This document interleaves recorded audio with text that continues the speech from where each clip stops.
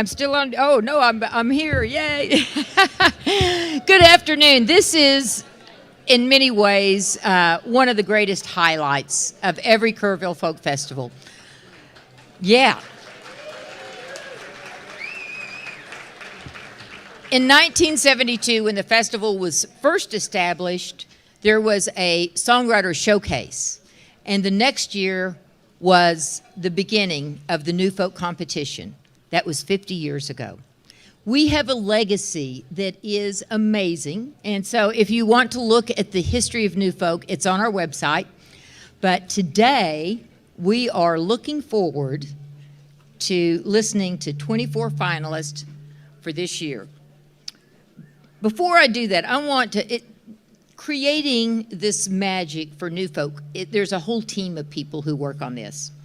And I want to acknowledge some of those folks. First, not so much a roll up your sleeves and work, but one of the reasons why New Folk is such a successful contest is because we receive funding from Grassy Hill, who has helped us with so many projects and every year sponsors our New Folk Songwriting Contest. And so let's give a big thanks to Grassy Hill.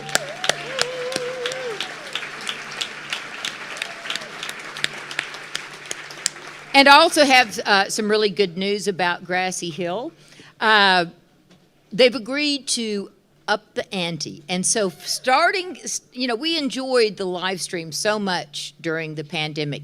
And so starting this year, we're going to be live streaming the contest on Saturday, Sunday, and also the New Folk, the winners concerts. Next Saturday. And so if you have friends that you've been wanting to get to Kerrville, make sure that they at least know to tune in and get a little taste. They don't get any of the caliche.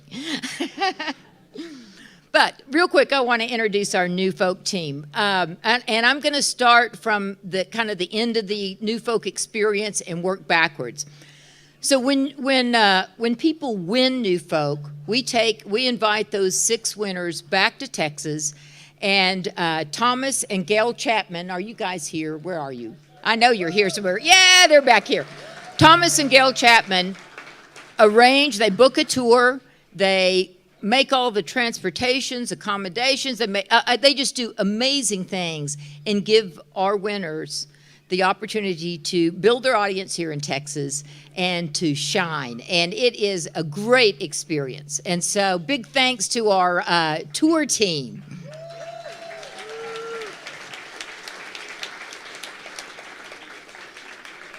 And when those 24 finalists arrive here at Kerrville, they are invited to be hosted at the New Folk Camp. And it's like checking into a glamping Hilton or something, they provide them with tents, they provide them with beds, they provide them with food, with coffee, directions, peace of mind, and all of those kind of things. And our New Folk ambassadors have been amazing. It used to be Deb Rouse and Lindsay Lee, but we snagged Deb up to be our new executive director. Yeah. And so now Lindsay is still holding down the fort with New Folk, and he has recruited Deb's mom, Liz, to be his co-ambassador now.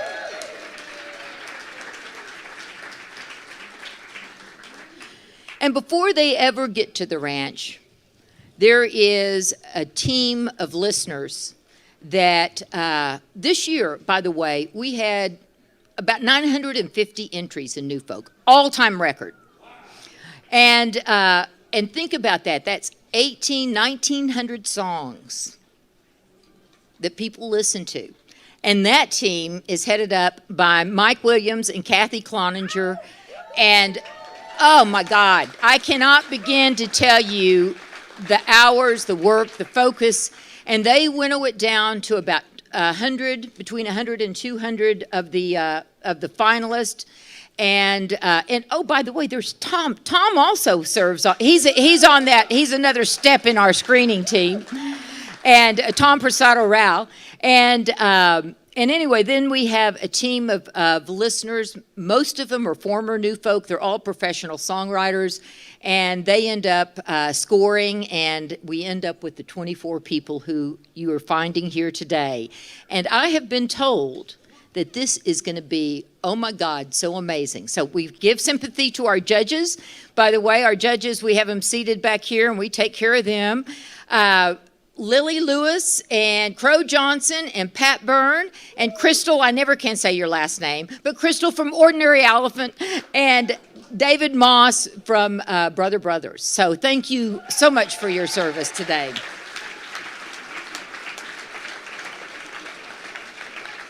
And one more team member that I want to acknowledge. When New Folk contestants enter their songs, pay their money, they do so through this platform. Now, it may not seem all that sophisticated today, but we started using this platform, I don't know how many years ago. Hunter knows. Where's Hunter? How many years ago? About 15 years ago, he created this platform that we have been using ever since. And then, when we got the New Folk team, well, I don't want to go through the whole story, but he works really closely with those listeners and can do all kinds of magic. And so we wanted to acknowledge Hunter today. Mike, would you come out and help me? I will. You bet. Oh. I can't say too much about Hunter. He made listening to these songs like driving a Cadillac. It was so smooth. We listened to 1,900 songs. And I couldn't have done it without you. Hunter, would you come up and let us give you this New Folk T-shirt? Hunter Ellinger. And Hunter,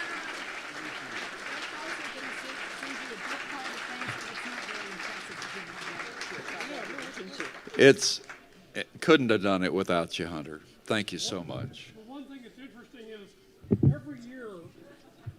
every year, see, it never gets stale because they change how they do it every year. Thank you, Hunter.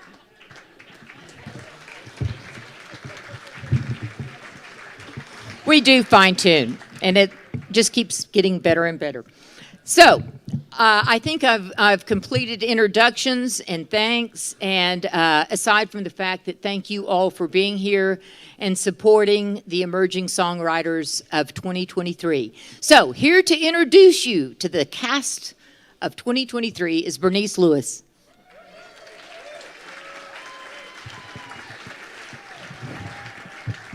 Hi. Wow, you know, I was just backstage with the first contestant here, Georgia Parker, and I looked at her and she looked at me and I said, you know, I'm nervous too.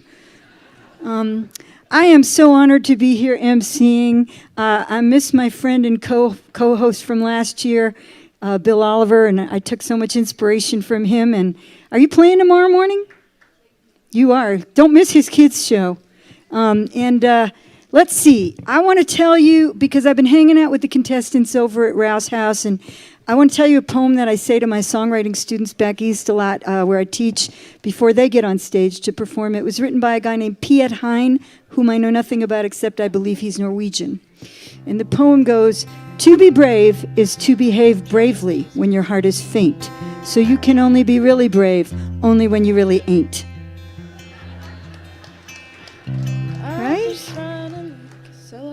So I'm going to tell you about Georgia Parker, at least tell you what I learned. Yeah, I think so. And some things I might have made up, you never know. Georgia is from Canterbury, Kent, which is in England.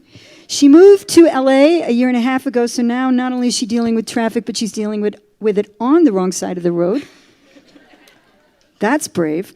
She did, I don't know, I'm going to out you. She went to Berkeley, right? I wish I'd gone to Berkeley. And she asked me this question this morning when I met her about going first. She said, well, whose idea was that?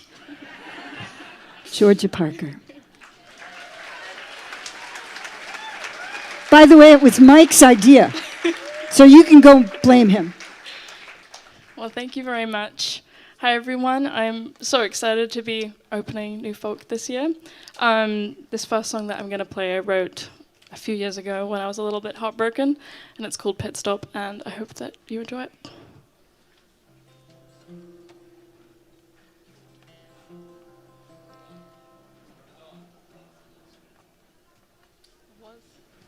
Where's the on button? Okay.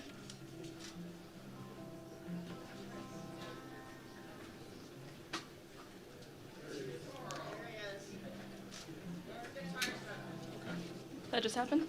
Well, I'm not sure. Okay. Just drum a little bit. Just drum.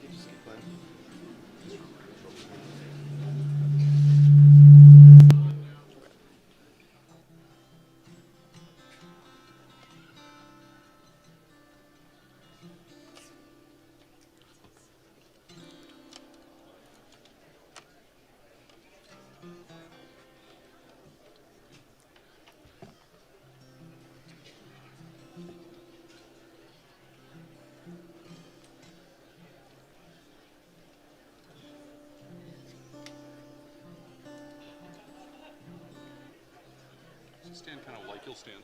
Okay. Somewhere comfortable. Okay. That should be good.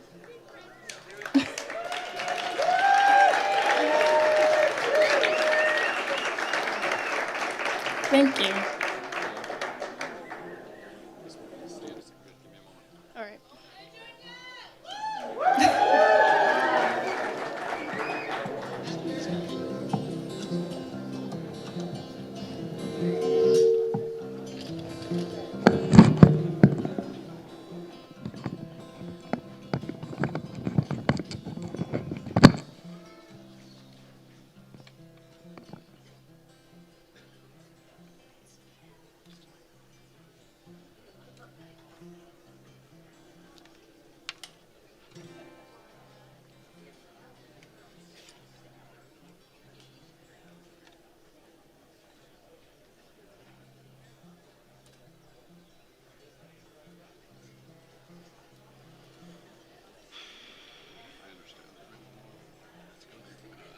Cool.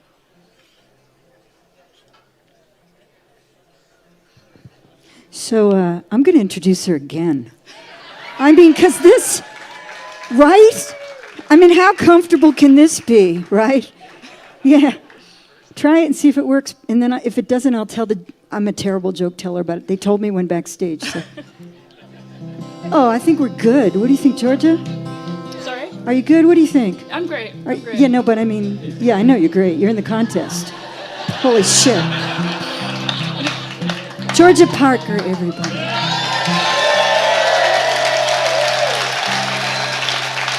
Thank you.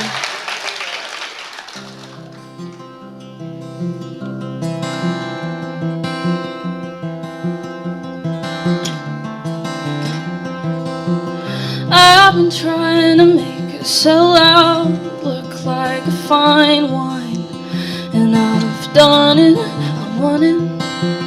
There's nothing wrong with you, but I wonder about me sometimes. There's no lover beside me to claim that I've got it wrong. It's all in my head. I'm singing a song I'll soon forget, a record that won't shut up, but wanna fix, or so I think, before the next remix.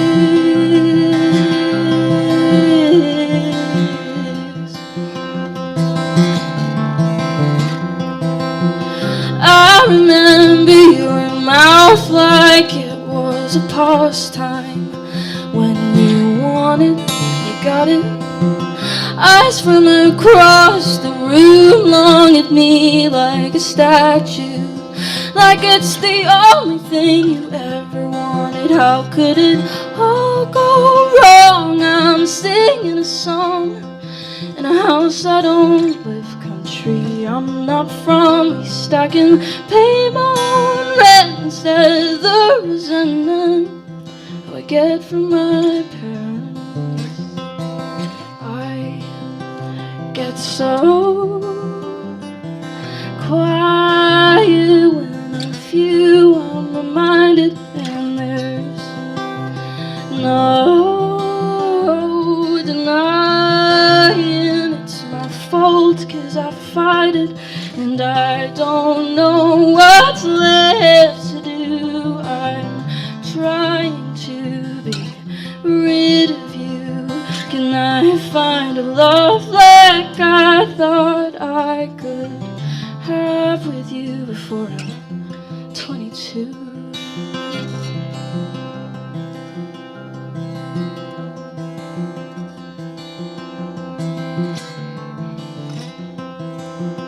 Now I ran far away from where I came from. That just happens to be close to you. I met somebody new, he is kinder than you are, but that isn't that hard to do. Anytime I hear your voice, it's not a choice. I am on my knees, this is my disease. I don't hear from you for months, and then what? You got a new girl, but I'm the pit stop. I get so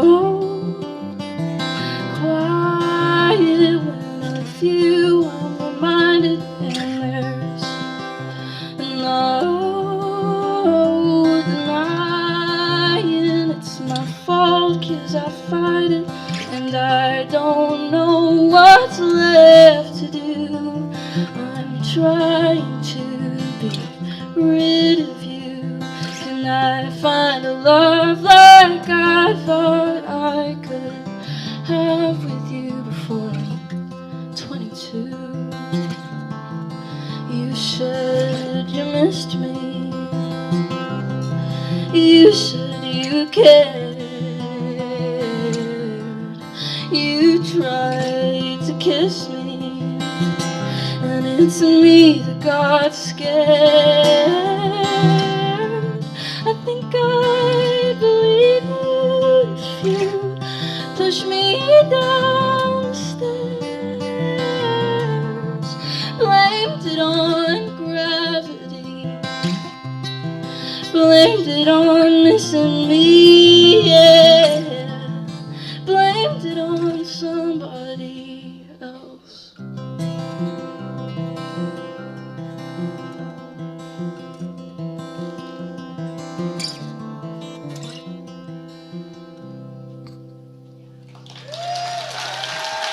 Thank you so much.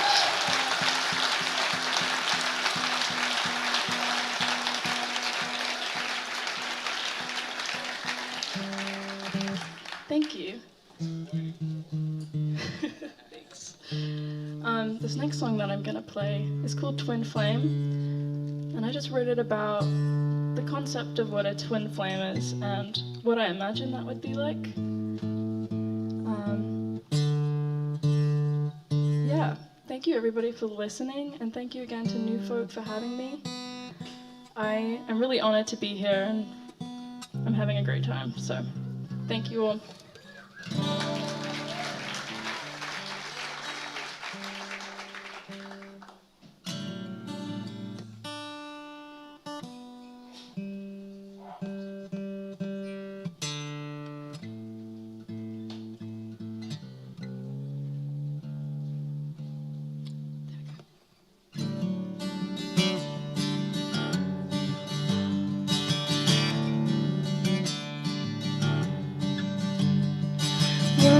I'll tell you what I want to say. Right now I want you to feel my pain. you'd say that's bitter and selfish and mean.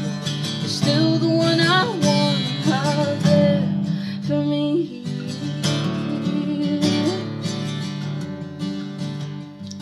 Lately I'm making up shit that's not true, 'cause I see a mirror when I look at you. Heard you say it's when flames just can't be real. Then what's this confusion towards you? I feel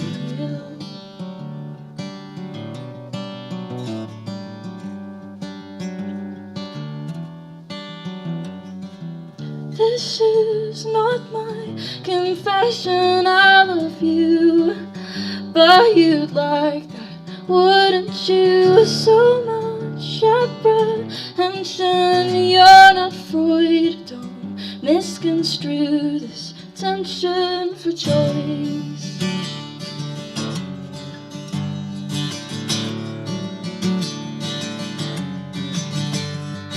I'm staying late to correct your bad taste. You're saying things that are rude to my face. I make a promise to never go back, but the next thing I feel is your head in my lap.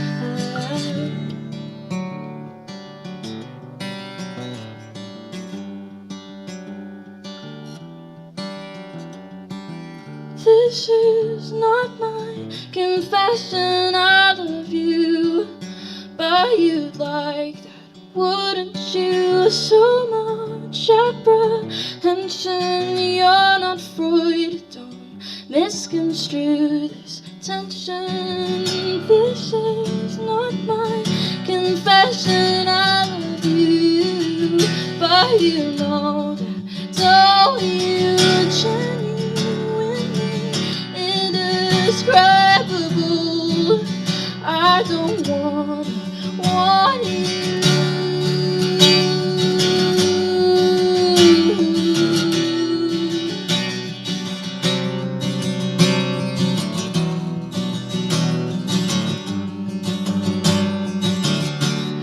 Do you believe in soulmates? 'Cause I think we get to choose, so it doesn't have to be. It doesn't have to be me and you. I believe in something, oh, bigger than this bruise. It doesn't have to be. It doesn't have to be me and you. It doesn't have to be me and you. It's a shame, 'cause you do light a flame in me.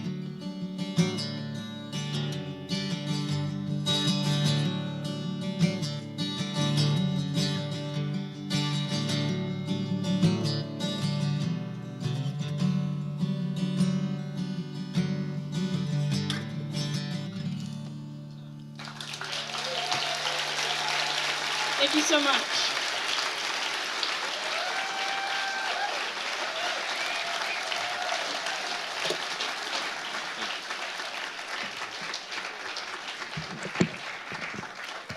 So we have a little problem that my good friend Barbara Jarrell, who's going to be coming up soon to play for you, reminded me. This contest has been hosted for, I believe, the entire 50 years by a wonderful singer-songwriter named Steve Gillette. And I inherited it so far.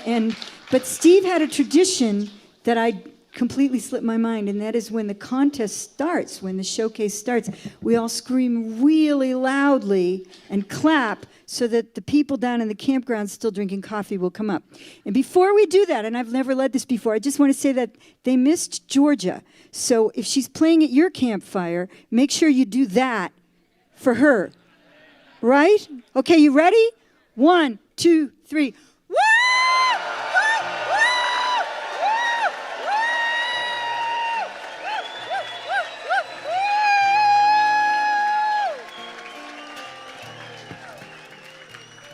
This is my friend Brad Yoder. I am going to have a hard time getting this introduction into the space I have for it because I've been hanging out around him at these kinds of events for decades, and he is one of the more humble, understated people. And then the minute he starts to sing his songs, you're like, whoa, that guy.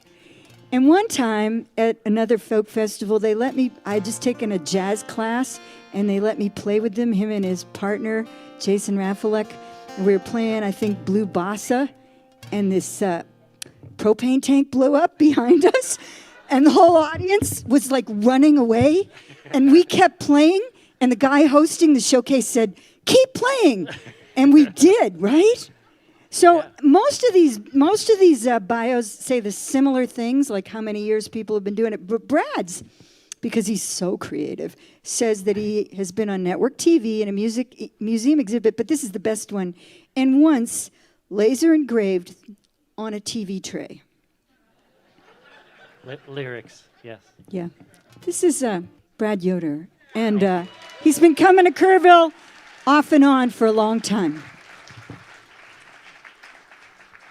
It is such a joy to be back here, and especially to be part of this beautiful collection of song-making people, and to play a couple songs for you. Nobody gets audiences this good more than here. This first song started with a prompt, and I'm in a songwriting group where we get a phrase emailed to us once a week, and the challenge is make something with it. And I looked back in my email, and it was February 4th that Matt from Austin emailed, this week's phrase is prophet of cities. And less than 4 months later, I'm here 1,500 miles away to play you a song called Prophet of Cities. And what I love is how something random triggers something that is actually about a real thing, which is, for me, what it's like to live in my city and the people I encounter who remind me to what. I live in Pittsburgh, Pennsylvania, by the way. So anyway, the first place I ever played this song was church, and this also feels like church. So thank you for that.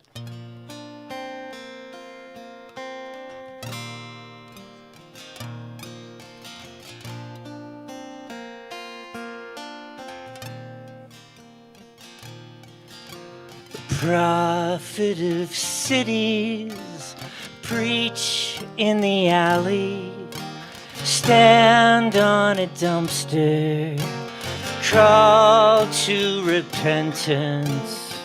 Is anyone listening? Not even Jesus, prophet of cities, make us believers.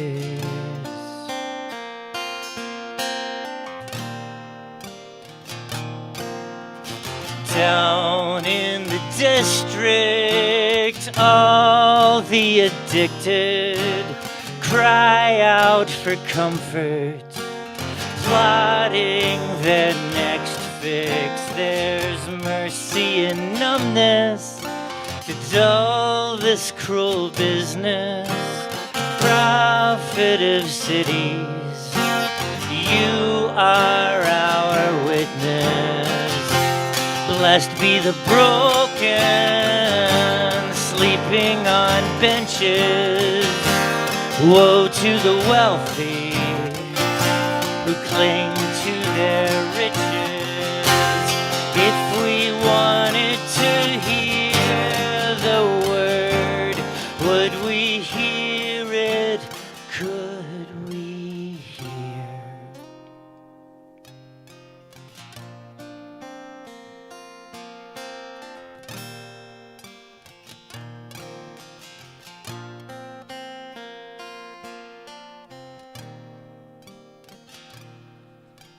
Sometimes a sidewalk cup-shaking stranger rattles our senses, knocks on our dreaming.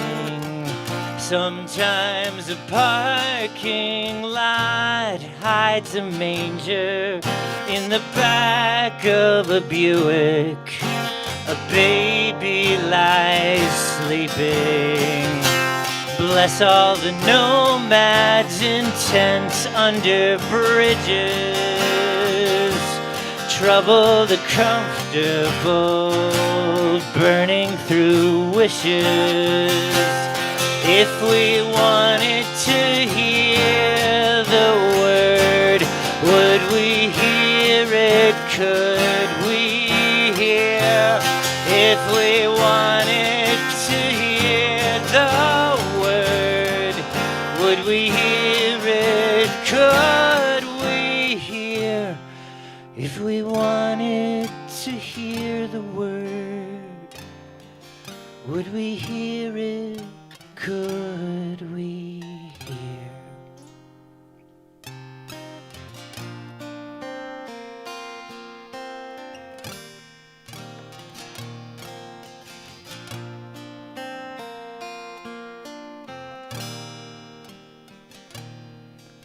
Slept through the lightning, woke to the thunder, prophet of cities, shatter our slumber.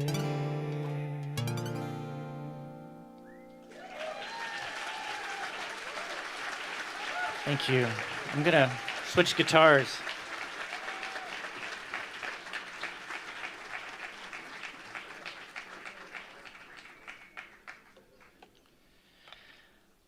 All right, the second song I wrote at camp, spelled QAMP, which was an arts camp for LGBTQ and allied youth, and where I taught a songwriting class. And each of those 3 years for a week, I also wrote a song that I still play, and this is the second of those.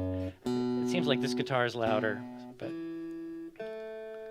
the professionals will deal. So today, this song is for Kai and Aiden and Chance, and for trans Texans. And yeah. And everybody just trying to be yourself, which is hard enough as it is. So in any case, this song is called Different.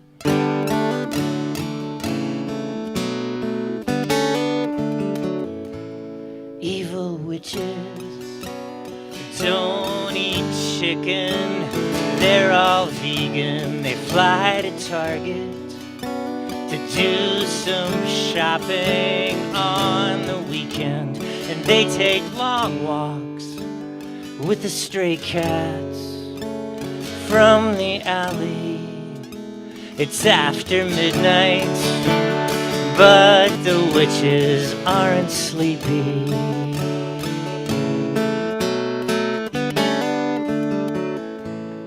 Village monsters do their taxes without cheating. Crossword puzzles are relaxing in the evening, and they grow eggplant and tomatoes in their gardens. So village monsters don't need anybody's pardon. You don't know what you don't know until you've been there, until you go. Yeah, you don't know what you don't know until you've loved someone who's different.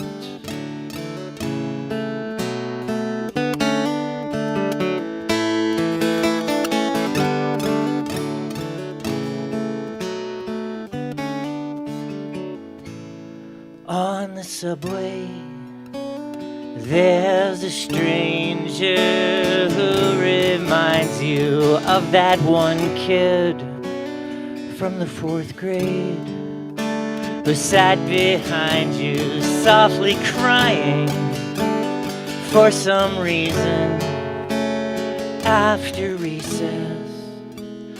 On the walk home, you think about them in the darkness. You don't know what you don't know until you've been there, until you go. Yeah, you don't know what you don't know until you've loved different.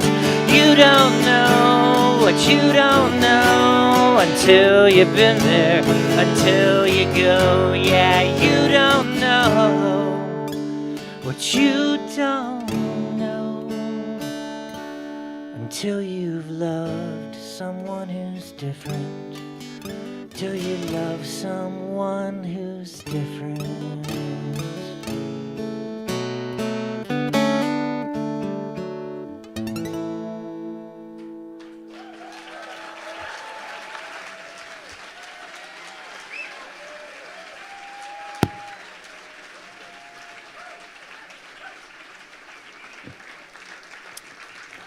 Brad Yoder, everyone.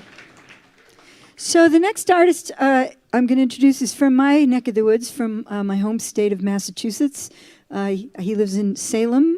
Maybe you've heard of it. It's on the North Shore. You know, I asked him if he was married to a witch, and he said, no, but he's getting married in 2 weeks to a beautiful woman named Catherine. She didn't look like a witch at all to me. He also, after he decided he'd told me enough stuff, that's when the good stuff comes out. He mentioned that during his day job, he likes to write songs. Instead of focusing on his day job, which he's a mechanical engineer. And then when I was walking away, he told me something really interesting. He said he holds a patent for some kind of shelter system he designed for the U.S. Army. And he said basically he invented a box. So now he's going to be working outside the box, I think. Right? What's that now? You're going to work Sorry. outside the box now. Oh, yeah. Well, Yeah. really inside the box. I don't know. Well, some box anyway. I don't know 'cause- how I got that patent. I feel like I got something over on the government there. Well, I hope it makes it easier for you to become a full-time musician. Yeah, I hope so, too. Anyway, this is Conor, Rai, and Hennessy, everyone. Oh, thanks, folks. Holy crow, there's so many of you. I just like to think this is not my guitar. My guitar got in an arm wrestle with an airplane. And no, it's fixable. It's fine. It's not that big a deal. But Olivia, who's playing later, let me use hers. So you got to give her an extra round of applause when she comes out. This song's, I happen to be reading White Noise by Don DeLillo when the East Palestine train derailment happened, and I got a song out of it.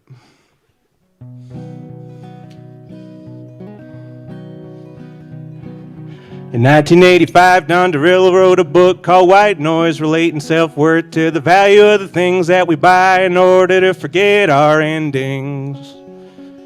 But all you really need to know for this song is that in that book, a train derails and explodes like a bomb releasing toxic gas, and that used to be fiction. It ain't us, said the CEO of Norfolk Southern. Ain't us either, said the government. Must have been God or luck, that ain't so good. It ain't us, said the people of East Ohio. No one to blame, all the while East Palestine's a poison neighborhood. 2014, Congress passed a bill that required trains that could toxic spill to have electric pneumatic brakes that were all real shiny. Those old air brakes do fine with freight, but with toxic materials you can't make mistakes. $6 million in donations, that bill was gone. It ain't us, said the CEO of Norfolk Southern. Ain't us either, said the government. Must have been God or luck, that ain't so good. It ain't us, said the people of East Ohio. No one to blame, all the while East Palestine's a poison neighborhood. February 3rd, 2023, a freight train carrying vinyl chloride speed was too fast for its 1970s bearings. 50 cars derailed, spilling old air contents, risking explosion. Norfolk Southern started burning that stuff and watched the smoke. The Ohio Department of Natural Resources estimates the spill killed 4,000 fish, poisoned children, killed pets, and all the deer. Smoke kept growing in a giant column. We still don't know the extent of the problem. Somehow I'm not sure we ever will. It ain't us, said the CEO of Norfolk Southern. Ain't us either, said the government. Must have been God or luck, that ain't so good. It ain't us, said the people of East Ohio. No one to blame, all the while East Palestine's a poison neighborhood. Norfolk Southern's worth 50 billion. It issues shares to executives and millions, buys back stock and billions to show they care. Fired half the workforce to Wall Street's praise, cause the safety oversight folks are overpaid, and it's cheaper to poison children than to upgrade brakes. It ain't us, said the CEO of Norfolk Southern. Ain't us either, said the government. Must have been God or luck, that ain't so good. It ain't us, said the people of East Ohio. No one to blame, old Ohio. East Pastine's a poison neighborhood.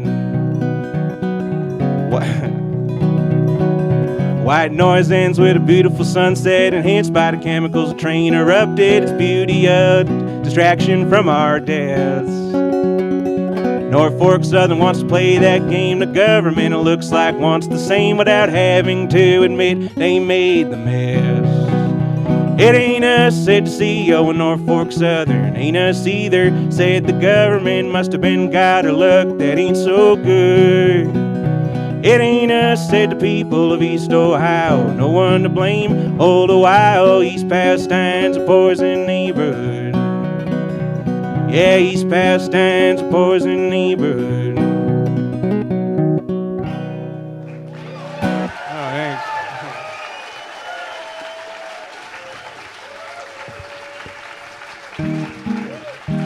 Thank you so much.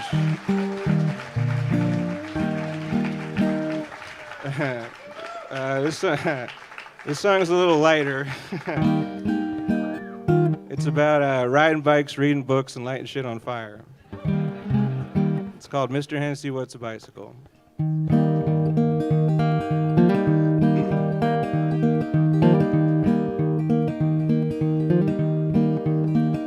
Mr. Hennessy, what's a bicycle? Is it something I can ride? Is it Bluetooth compatible? Can it tweet, share, or like? Does it need a stupid dongle? Can it even hold a charge? Said a little pug-nosed kid with a tablet in his arms. When I was just a boy, even more than I am now, ride myself to work, selling cigarettes downtown on a 1970 steel frame with Italian leather bars. Laugh at old M fools in rusted Massachusetts cars. She had 27-inch tires, the old European size. Whenever I got a flat, the bike shop guys would roll their eyes. Yeah, but that bike got me freedom, and it got me my first job. And that job got me a car, which in turn got me a better job. But Mr. Hennessy, what's a bicycle? Is it something I can ride? Is it Bluetooth compatible? Can it tweet, share, or like? Does it need a stupid dongle? Can it even hold a charge? Said a little pug-nosed kid with a tablet in his arms. And Mr. Hennessy, what's a book? Is it something I can play? Does it plug into my Xbox? Is it something I can play? Is it the robot that my mother bought that vacuums up our floors? Is it something I can play? Said a little girl standing near her phone. I remember J.K. Rowling pumping books out overseas. We'd watch her crummy movies on big screens and on TVs, and we never understood why our teachers got real sad when they saw us kids reading British wizard trash. 'Cause the good stuff's in the authors who didn't have deadlines, no board of directors, no all they had was time. Flannery O'Connor never wavered, Dostoevsky never strayed from the funny sardonic truths we still encounter to this day. Mr. Hennessy, what's a bicycle? Is it something I can ride? Is it Bluetooth compatible? Can it tweet, share, or like? Does it need a stupid dongle? Can it even hold a charge? Said a little bug-nosed kid with a tablet in his arms. Well, all the things I did when I was just a kid, lighting Cincinnati fire kites in the landfill sand pit, making hairspray potato cannons at a stolen PVC. Yeah, lighting shit on fire was the coolest thing to be. So I must be getting older, 'cause I'm angry all the time. I hate my stupid phone and social media alike. And the only reason folks come round is a silly Facebook post. Instead of reading, riding bikes, we're all stuck staring into our phones. Mr. Hennessy, what's a bicycle? Is it something I can ride? Is it Bluetooth compatible? Can it tweet, share, or like? Does it need a stupid dongle? Can it even hold a charge? Said a little pug-nosed kid with a tablet in his arms. Thanks, folks.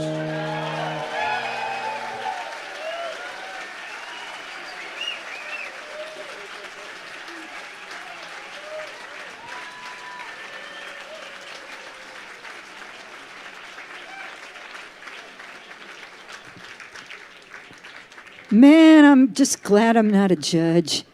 I've been a judge. It's really hard. This is a whole lot easier. That was great, and that was definitely outside the box. Didn't you think? That's Yeah. perfect. Yeah. All right, but now we have Christina Cavazos, and I didn't even ask you. Is that Greek? Cavazos? No, it's Mexican. Mexican. Ooh, baby. And she's a Texan who went to NYU. How about that? That's very brave. And now lives in Nashville. And the story she told me about herself was that when she was 8 or 9 years old, her parents were sure she was going to do sports. And they tried her out on everything, you know, soccer and the usual. And she kept saying, no, I don't want to do that. I think I'd get hot. And that's how she knew that they knew she was a musician. That's perfect. And, Yeah, and then they also told her that they were going to cut her off if she got tattoos, which is what I told my daughter when she went to college. But somewhere along the line, she went on tour with Jamie Harris. And that changed everything. So you ready? I'm ready. She's ready. Christina Cavazos. Yeah? Thank you. It's an honor to be here. It's like just such a highlight for me of my life so far, so thank you. This is a song I wrote last year called 22. I wrote it when I was 22, and it's a love song.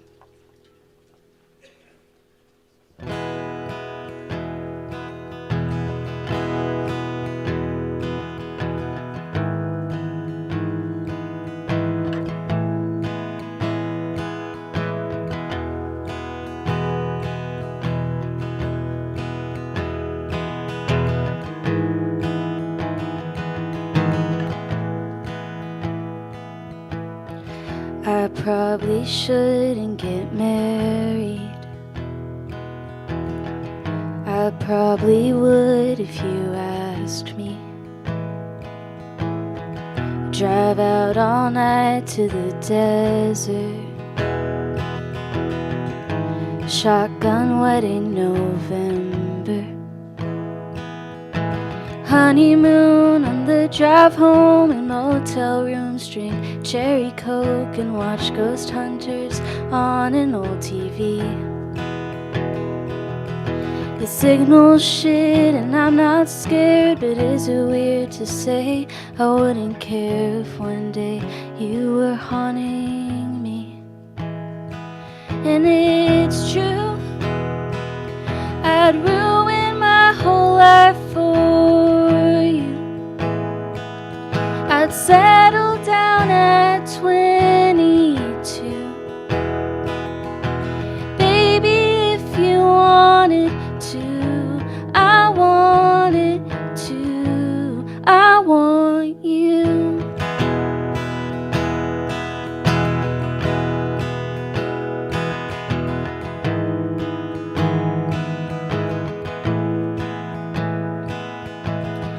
I probably wouldn't tell my sisters, 'cause they tell the whole damn town. And they'd all wonder if you knocked me up or trapped me. But the truth is, I just like having you around. And I don't wanna ever leave your hand in mine. You're holding me, I'd sail around the world to be with you. I don't need a diamond ring, a big white dress, got no cold feet when you look me in the eyes. 'Cause no one gets you like I do. And it's true,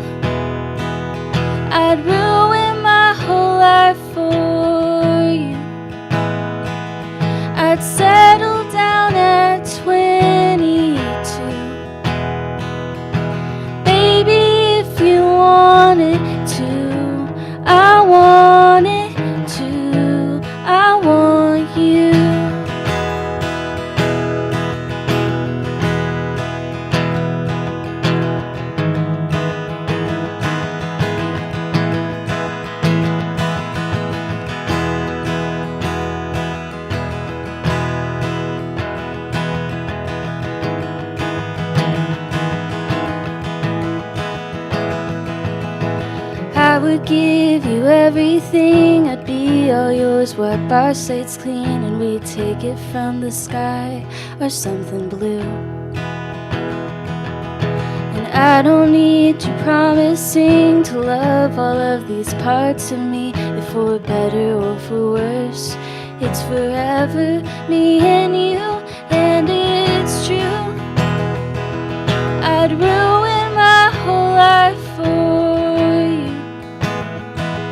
I'd settle down at 22. Baby, if you wanted to, I wanted to, I want you. Thank you.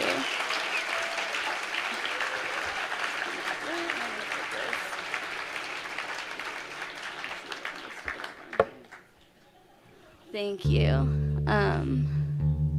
When I looked back at the songs I submitted to play for this festival, I realized they were in two completely different tunings, which is fun for me, and I'm grateful to have such a warm crowd to tune in front of right now.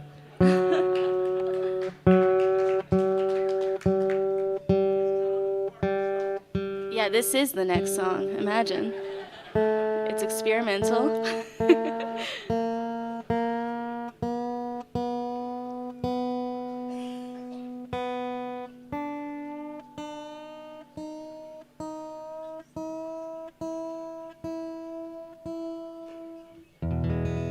Perfect. All right. This next song that I have is one that I wrote last year in the midst of a dark time. And I am the type of person who likes to kind of have little mantras or things I say to myself to get through dark times. And this particular dark time, the only thing I could keep thinking is, like, things have to get better because they can't get worse, which is a little bit of a lie for anybody who's been through times like that. But I've always kind of, saying that to myself always was able to kind of calm down whatever feelings I was having, to try to just remind myself that even though things are bad right now, they won't be bad forever. And I know that there's a lot going on in the world right now, and a lot of people have been going through some bad times, or maybe are currently going through some bad times. So I hope this song can kind of remind you of that. It's called Can't Get Worse.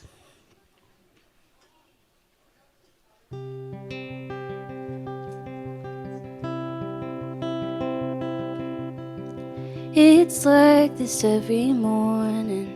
I'm covered in that warning.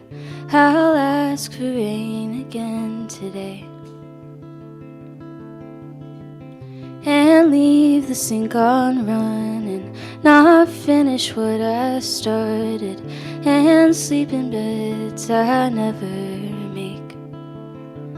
I could hold on to you for my whole life. I guess it's better that sometimes we let it go to find out where we start. 'Cause I've been a growing pain for all this time, and I'm shaky, spill my wine on all I've known and all the broken parts. Times are gonna get better 'cause they can't get worse. It's cold, there's a little thunder, but the light still works. And home is a quiet lover, a warm cover when it hurts. So when times are gonna get better 'cause they can't get worse.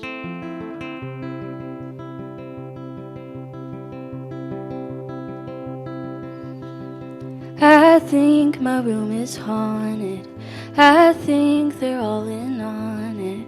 Should hear the way the front door slams. Am I a child running over all the nightmares that I harbor? Someone tell me how I've ruined all my plans. I could have asked for you for one last time, a final touch and then goodbye. It's out the window over the garden wall. And if you had held me once, then I'd have stayed, and all the trouble I'd have made would stain the hardwood. I know I shouldn't call. Times are gonna get better, 'cause they can't get worse. It's cold, there's a little thunder, but the light still works. And home is a quiet lover, a warm cover when it hurts. So when times are gonna get better, 'cause they can't get worse. Oh, times are gonna get better, 'cause they can't get worse. It's cold, there's a little thunder, but the light still works. And home is a quiet lover, a warm cover when it hurts. So when times are gonna get better, 'cause they can't get worse.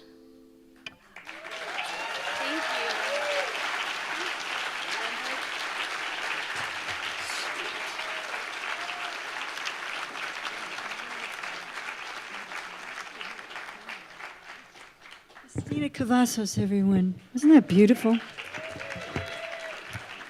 So I can't tell you how privileged I feel to introduce my friend, the Reverend Barbara Jarrell. She's been a treasure hidden down in the lower meadow. And for those of you that don't come to Kerrville often, or just don't venture far from, the section by the gate, or even, the mix master and the bar, if you go way down, there's some great camps. There's Serendipity, and there's a bunch of folks from East Texas where Barbara camps.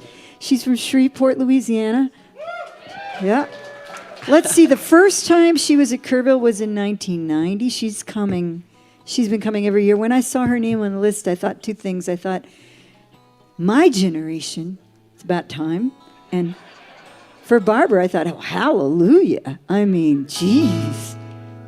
You ready? You look kind of ready, but these guys are still hanging out.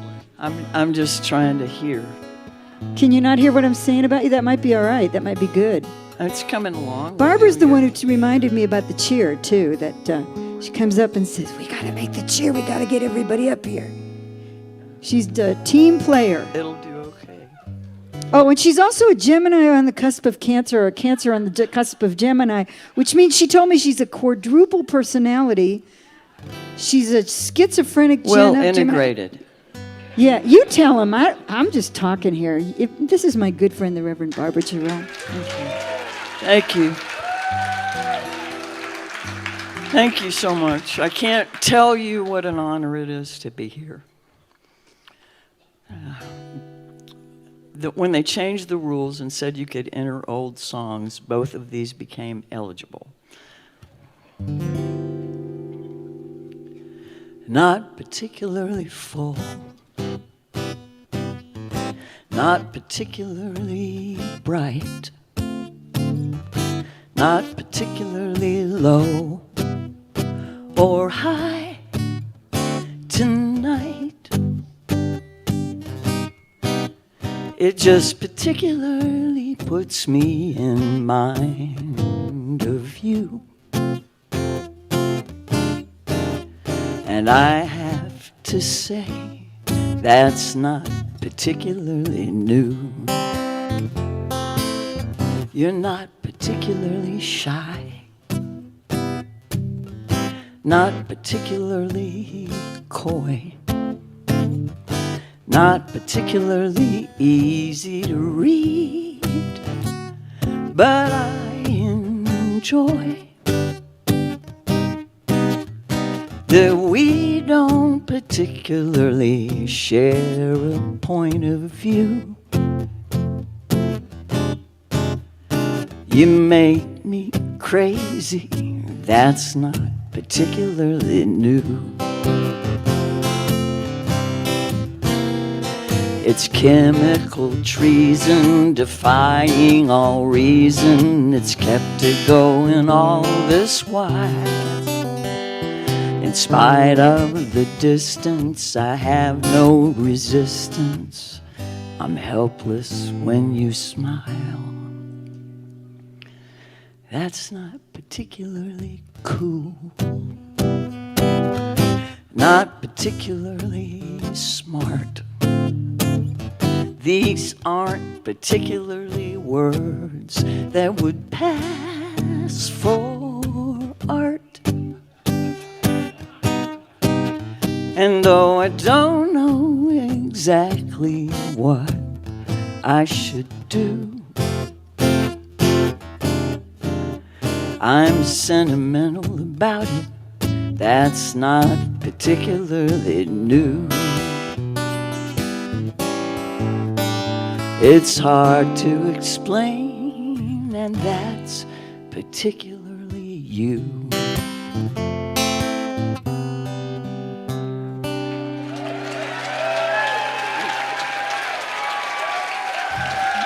Thank you.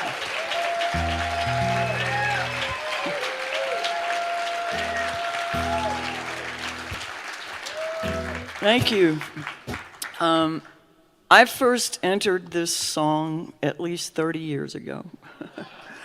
But I think I broke the rules. Because I think I put my name on the cassette tape that it was on. And so I have no idea if I would have been waiting 30 years or not. But I am awfully grateful to be here now.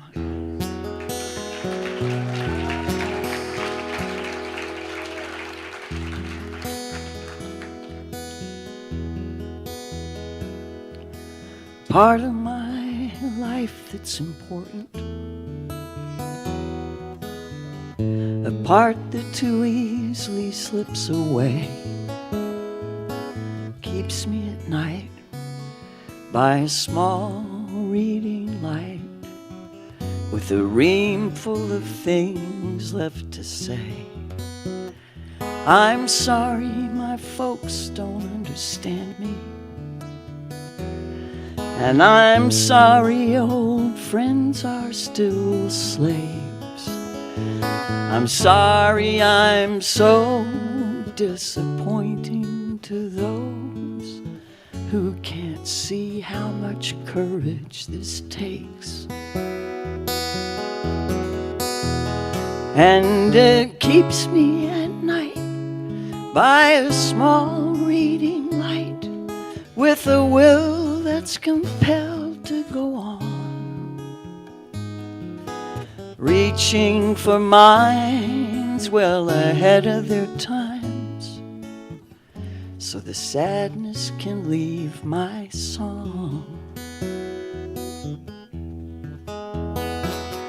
Outside on the steps where I sit between pacing, my chin and my heart in my hand, a bird flying by leaves a tear in my eye, for the dream's still asleep in the sand. I have friends with power and money, and while some of our dreams sound the same, I have friends who don't have a bed or a coat, so I stand in between in the rain, like a leaf that let go and got caught in a web, is suspended just feet from the ground. I can't stop the wind or start over again, even if half the world's looking down.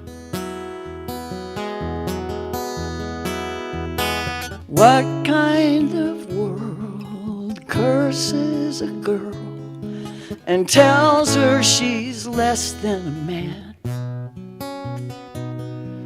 And what kind of truth turns on a youth whose life doesn't work out according to plan?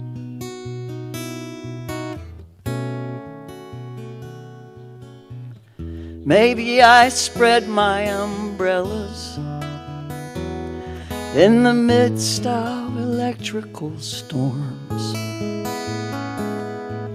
I'm happier there on a wing and a prayer than seduced into sleep where it's warm.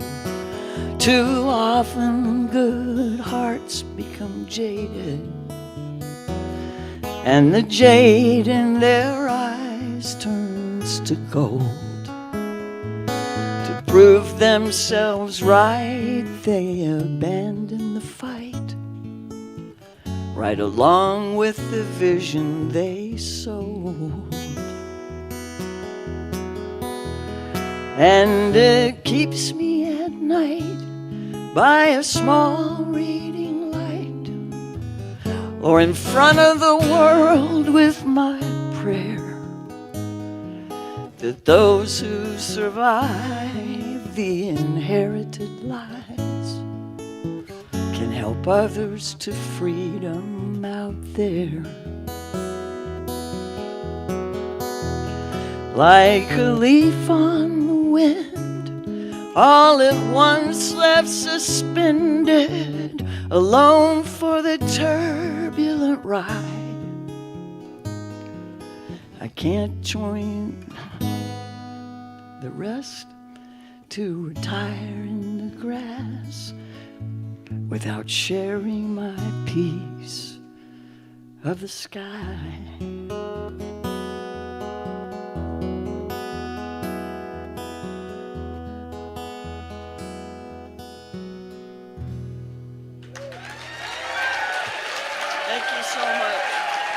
Thank you so much, and thank you for this opportunity. I love you, and I love this place.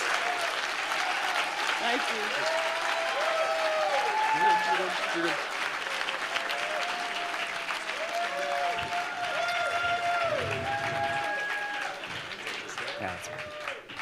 Barbara Jarrell, everybody. I'm a little verklempt, to be honest, to see an old friend like that up here. I mean, this is a family for me, at least, you know, and I've been coming since I was in New Folk in 1987. I didn't know a soul. I just kind of showed up here in my car, and my whole life changed. So, but enough about me. We've got another artist coming up here, and after this, we're going to take a little break. You know, I got to New Folk Camp yesterday to try and introduce people to collect some information, and Flamey was the first person I met. And he, she, they, I forgot to ask. She didn't look anything like she does now. And everybody else I talked to, I wrote a big pile of notes. But look, I just remember there was something about Amy Grant. I think you're ready, right? Wait, I'll do this San Diego-based, shame-slaying, hip-swaying, singer-songwriting drag queen, world's first artist to release a full-length gospel album, Bible Belt Baby. I think we're good. Everybody, Flamy Grant. Hey, Kerrville! How are y'all? Oh my God, I'm so excited to be here. Can you believe this class? Like, I can't believe I get to spend my week with these folks. This is so fun. I know you all have the same question, so let's just go ahead and talk about it. No, it's not my natural hair color. I did dye it just for y'all. This song is called "What Did You Drag Me Into?" It's kind of it's a little bit of an autobiography. There might be a couple of embellishments because I am a drag queen, so I'm gonna put a rhinestone on it, okay? I hope you like it.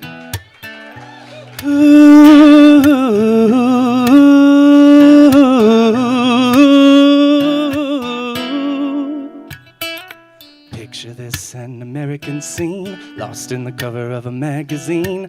Bible Belt baby wanna be a queen. Lord mama tried to keep a little boy clean. She found him with her high heels on, a 2-foot train of green chiffon. That messy lip was overdrawn. It was shocking and obscene. But Mama knows that she's been blessed, and she's always done her best to cheer her little angel on, no matter how he's dressed. Now her baby boy is grown, on stage in wigs and silicone. After the show she's crying, child, what did you drag me into?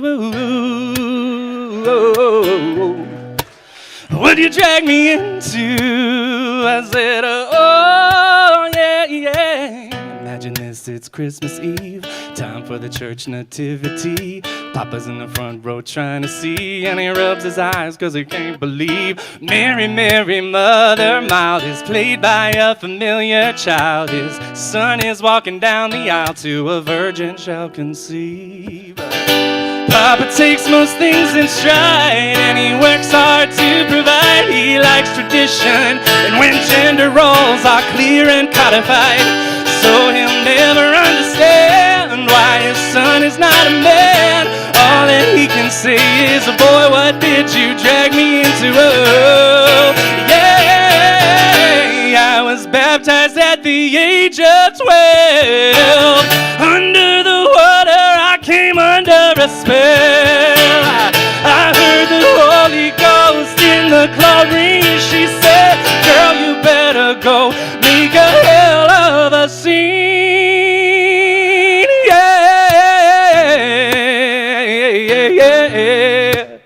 Girl, you better go now. I said, oh, yeah. Mama, why you melting down? Some babies show up with a crown, and nothing you can say or do gonna turn that shimmer down.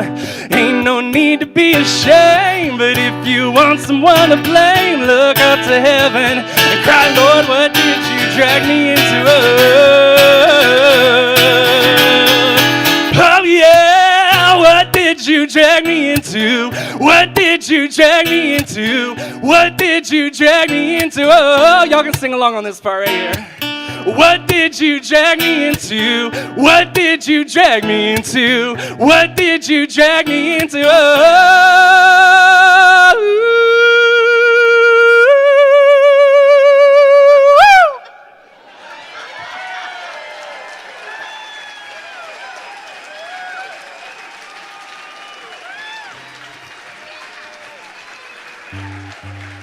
Boy. All right, we got the hard one out of the way. Now I can relax a little. Everybody's just been saying y'all are going to play for the best audience of your life, and they're not lying. Y'all are amazing. Thank you for being here, for supporting this program, for cheering on emerging talent. Is that what we are? Emerging talent. Well, this next song has some slightly salty language for anatomical parts, so that's how it was written. I'm not going to perform it that way because y'all know they're coming for drag queens right now, and what's not going to happen is somebody's going to post a video of me saying a bad word in front of these cherubic little faces, the young ones in the room, so that's not happening. So I do apologize, you're going to miss out on my very clever rhymes, but you are going to get my very clever emoji substitutions, okay? And speaking of indoctrination, this is a song about how I was indoctrinated. It's called Esther, Ruth, and Rahab. In the church where I was raised, all the women hid their hair with what can only be called doilies made of lace. But they sat beside their husbands and they never spoke a word. 'Cause public prayer is not a woman's place. But literally any man was welcome to stand up, and for an hour we would listen to them talk. And I guess the lesson there is God would only hear a prayer when it came from a person with an eggplant emoji. Rooster would also work. As a kid, those Sunday mornings made me restless, bored, and numb. And my Bible was the one way to pass time. So I spent the hour in search of stories brimming with suspense, and I found Esther, Ruth, and Rahab were sublime. Castaways who outwitted and outplayed an immigrant ancestor to the incarnate divine. Everyone has a star that lights their way. We see our paths by someone else's shine. Esther, Ruth, and Rahab, they were mine. Every Sunday I would find a brand new story of a girl who made some patriarch meet his match.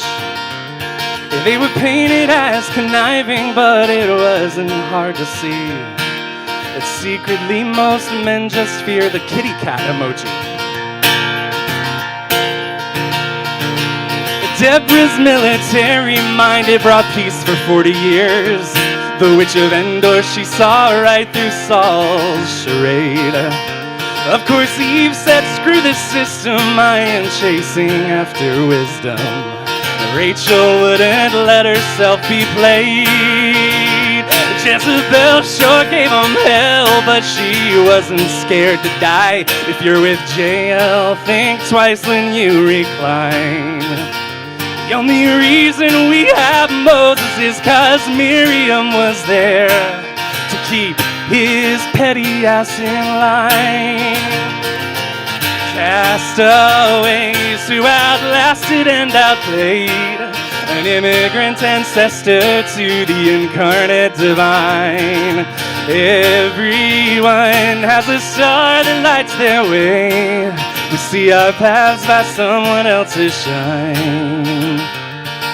Well, Esther, Ruth, and Rahab, they were mine. Now when they talk about the heroes of the faith, they always mean Elijah, Abraham, or Dave.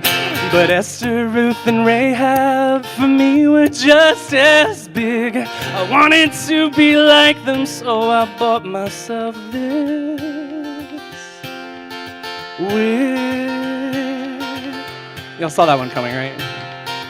And like 50 other wigs, 'cause you can't buy just one. My church insisted women all be small, submissive, and unseen. But their own holy book betrayed that lie. 'Cause in those pages you'll find badass rebel warriors and queens, prophetesses, witches, whores, and wives all causing scenes. Every woman in the scripture smashed the norms to smithereens. So it's a good thing when a girl learns how to fly. And that's one truth from the Bible I'll hold on to till I die.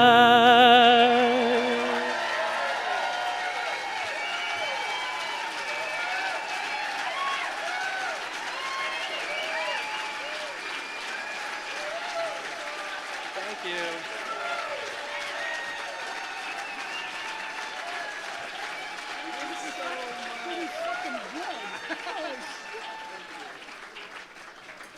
All right, what is it Monty Python says? Now for something completely different.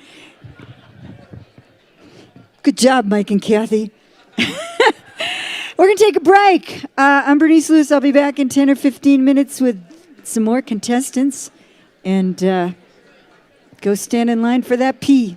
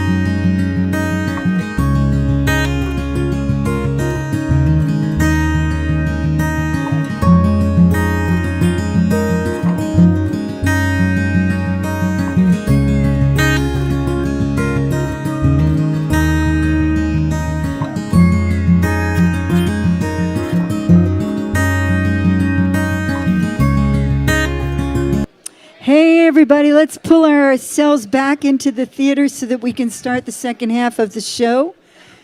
For those of you out there in streaming land, I'm Bernice Lewis. I just want to say thanks so much to you for tuning in here to the New Folk Contest here at the 51st Kerrville Folk Festival. If you've got the wherewithal, we would sure love it if you would join us next year and become part of our family. When I came here, I didn't know a soul, as I mentioned, and that was a long time ago. And it's turned into one of the most connected, amazing communities that sustains me as a musician and as a person throughout the year. Nobody here is truly my blood relative, and yet they've really made me feel more comfortable and more loved than a whole lot of other stuff going on in my life. So we'd love to invite you to come join us, and if you can't, we're happy to have you on live stream. It was brought to my attention by my good friend Rob Shaw, who camps down in the Lower Meadow, that I misnamed his camp. So there's a new camp. There's not a new camp. There's a camp in a new location called Synchronicity, and it is where Coho used to be, down in a beautiful spot. And if you want to hear some great music or just take a little walk through the ranch, are you camping down there? Take a little walk through the ranch and see the backside, which is so pretty. It backs up to a field. You'd be welcome there with your guitar and your songs, or maybe just your songs. There's usually guitars around. And that was a typo. I made a public typo. And I'm correcting it. Let's see. Ray, are you around? Let's get everybody settled in. Come on, everybody. Let's do it. Yeah. There she is. How are you? She's good. How are you guys? How are y'all? How are all y'all? Which I don't get to say much back home.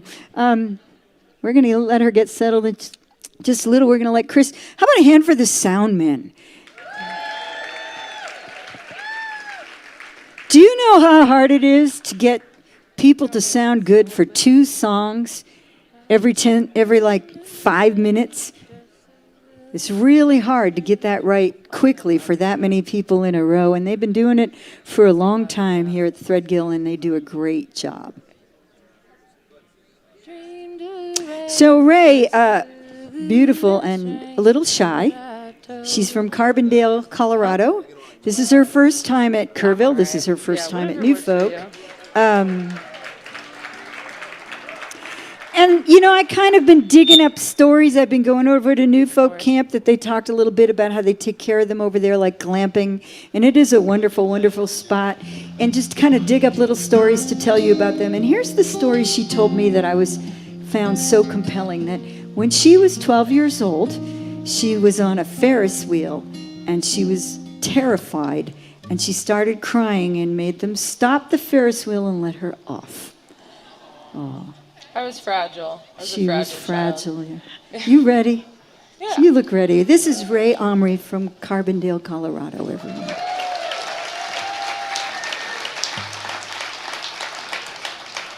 Hi, everyone. I'm Rai.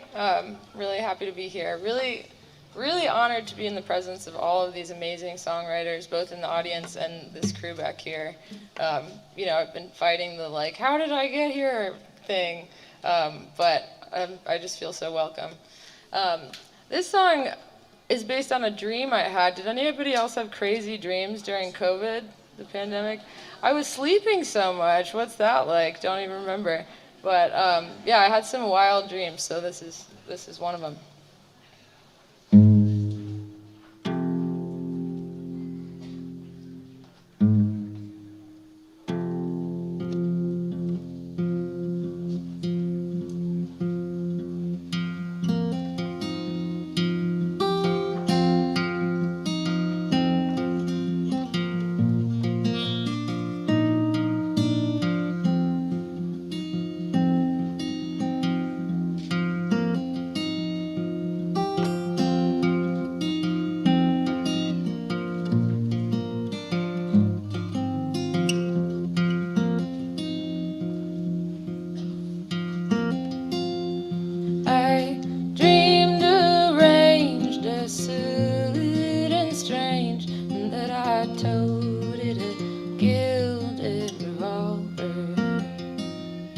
The moon rode high in the velvet sky, and the wind whistled low through the holler.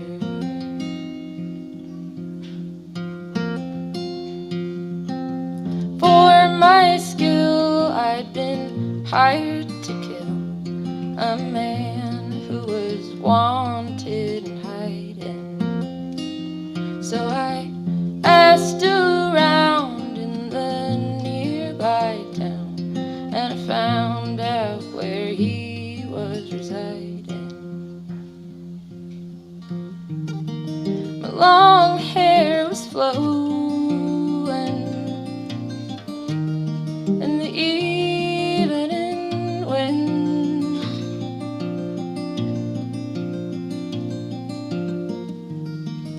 and never knowing he invited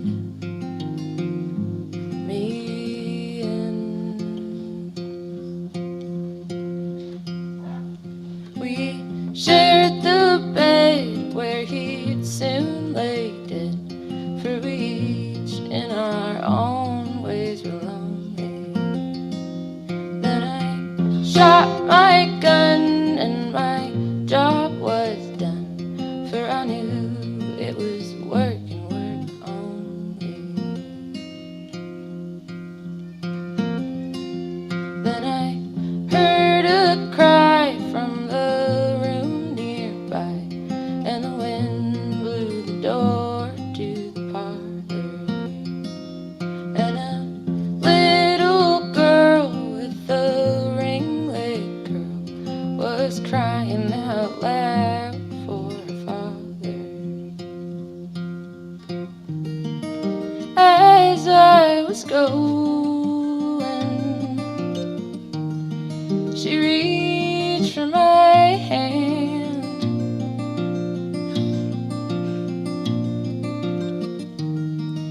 oh, never knowing that I shot down her old man.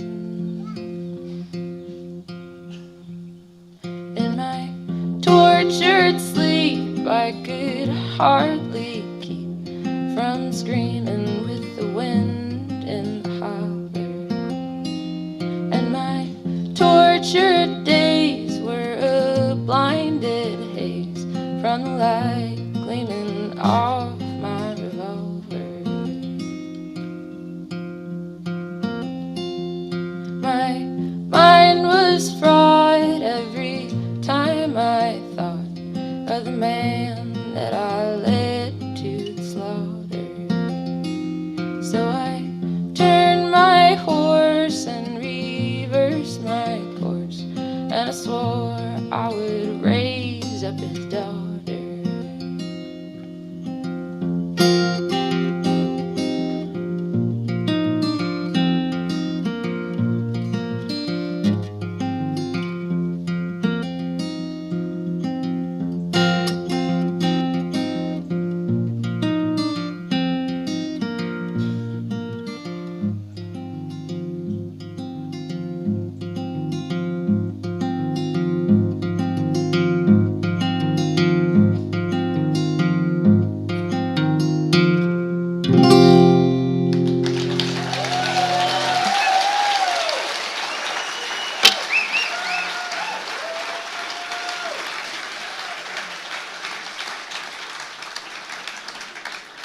Thank you all.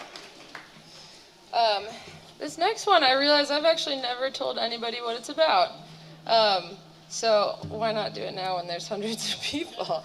So my dad lived in England from when I was like 6 through forever, and when I was a kid, that was hard for me. And I did a lot of traveling as an unaccompanied minor and like bopping around airports, figuring stuff out.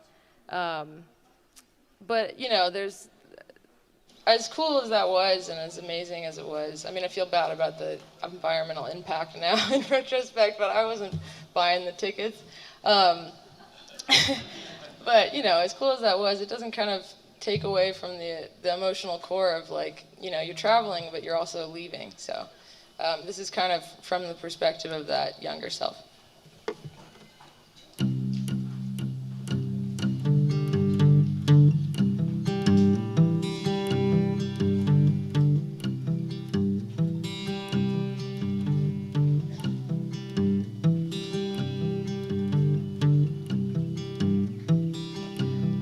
Say goodbye yet again and climb inside the belly of the metal pelican. Fly over blue scenery and marvel at the magic of modern machinery. Back in the old cloud kingdom, lulled by the loud machine hum.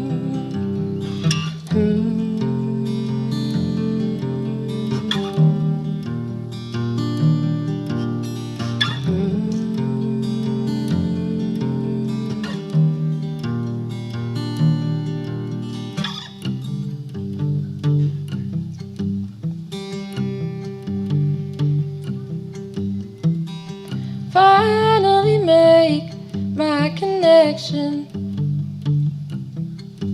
but all the while I'm going in the wrong direction. I hear your name in the din, through the murmur of the passengers into oblivion.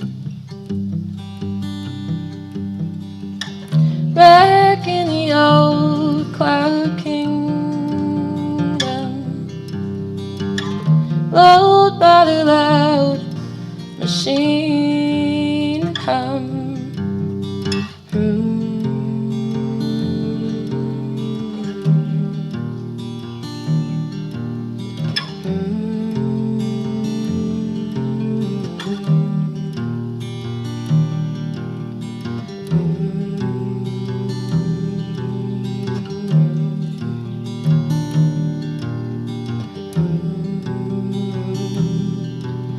Reminding me that I don't want to leave, that I don't want to leave, that I don't want to leave.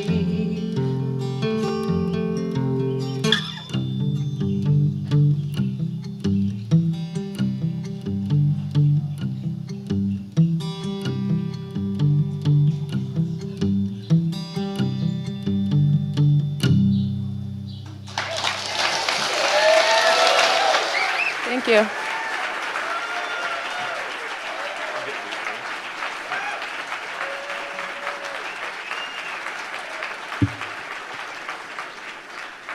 Rai Omri, everyone. All right, then, this next artist, Charlie Chamberlain, who I feel like I've known a long time, but I just met him yesterday because he was real fun to interview. He's here with his wife, Leslie, and their 8-year-old son, Marlon. She's a Texan. I forget where you said you were actually from. South Carolina. South Carolina. But the story he told me that I loved was that he went to school here in Texas. He took all the music classes offered at, what is it, in Denton? Yeah, North every Texas. single one. And then he dropped out of school and married his astronomy teacher. Who's here with him? She's here. Yeah, she's here. She failed me. Did she fail you? Yeah. Really? Oh, yeah. You deserved it, right? That's how I knew she was the one. Hey, man, some people are just fun to be on stage with. Okay. Checking my microphone. Checking my microphone. Checking my microphone. That's plenty of vocals, but a little more guitar would be nice. I don't think I should be talking. I don't know. That's fine. You can bring the vocal down a hair, probably. Anyway, he lives in Nashville. Checking my microphone. He's checking his microphone. Yeah, I'm checking it. He is. And his. And that's my set. Good night. Yeah. Hey, do you want me to keep talking, or are you ready? Take it away. You're doing great. No, thank Isn't you. she doing a fantastic job? You guys, come on, make her welcome. Well, one thing on here, because they write stuff, and I sometimes I pay attention to it, is he said he's had multiple number ones on the bluegrass and Grassy charts, and I didn't think that was legal in Tennessee. Well, medical. Medical. Yeah, medical. Charlie Chamberlain, everybody. Thank you, guys.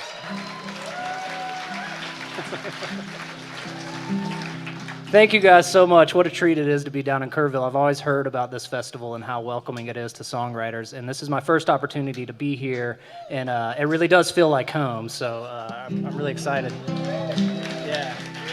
And it feels that way because of you guys and like your appreciation for the song and the way that you listen to these artists tonight is like nowhere else in the world, so you guys are amazing for doing that. Thank you so much.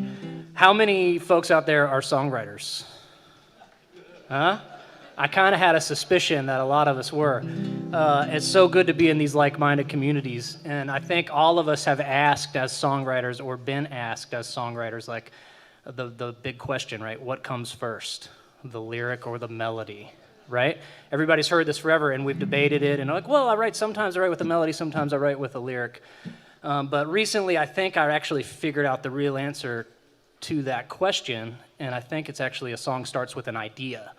And if you get an idea, sometimes the rest of it sort of takes care of itself. And this song, first song I'm going to play, is called The Trick, and it came from an idea from a movie, Lawrence of Arabia, this classic film. And in Lawrence of Arabia, Lawrence lights a match, and he's talking to one of his soldiers or whatever, and the match is burning, and he pinches out the match and doesn't really do anything. And later the soldier looks at him, and he tries it, and he burns his finger, and he goes, wow, what's the trick? And he goes, it hurts, doesn't it hurt? And he goes, yeah, of course it hurts. The trick is, not caring that it hurts. And then a light went off, right? And so I started thinking about this idea of like, that's really such a great metaphor for life. Things are gonna hurt, but sometimes the trick is just to keep going and not caring that they hurt. So I wrote this song, it came out pretty fast. It's called The Trick.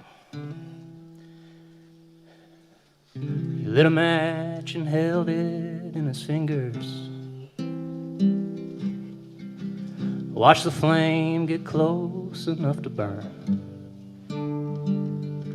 Didn't flinch or miss a beat. He just pinched out the ember. Said the trick is not caring that it hurts. He learned to rope and ride down in El Paso. At first, he got thrown at every turn. He broke 7 bones before he broke a single bronco. Said the trick is not caring that it hurts. It's not holding back the tears when they want to fall. It's not trying to hide your fear. You can't win them all. The good ones will get away, and you won't get over her. But the trick is not caring that it hurt.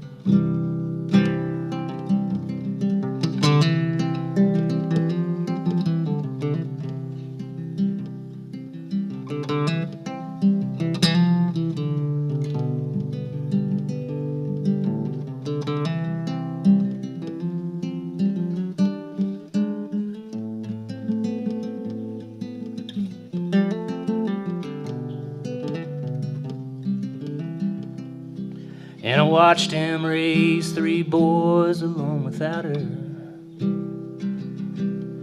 I know every scar he has is earned.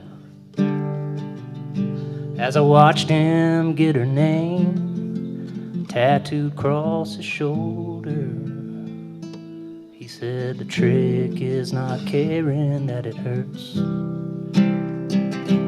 It's not holding back the tears when they want to fall. It's not trying to hide your fear. You can't win them all.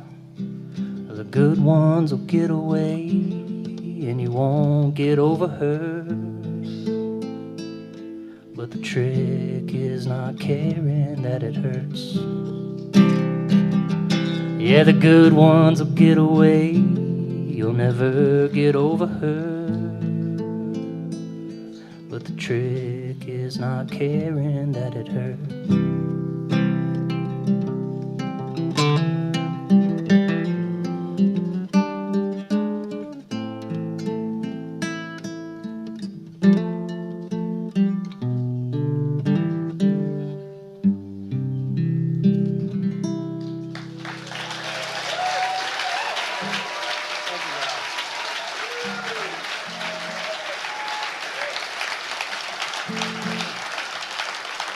Thank you guys so much. And those ideas, you know, they come from everywhere, right? Like you walk around as a songwriter and you just try to keep your antennas up and like overhear something in a conversation or out of a film or out of a book or like all of these places. My parents live on a lake in South Carolina, and in the summer times we all go to the lake and the cousins come and my son comes and my nephews come, and my son's here today and we have some family here today. And this kind of came from the idea of sitting out there writing a song and seeing my dad's tackle box out on the dock, and kind of thinking about, you know, the lineage of what you can find out.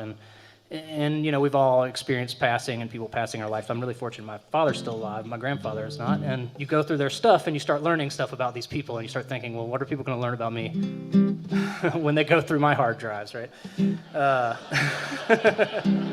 If they know the password, you know, they're going to get all sorts of deep secrets.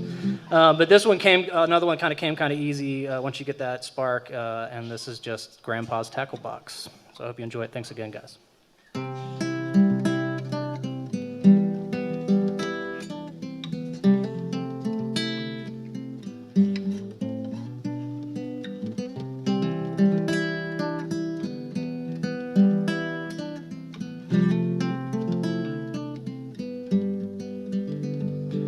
In the corner of a barn, some old cane poles in the back.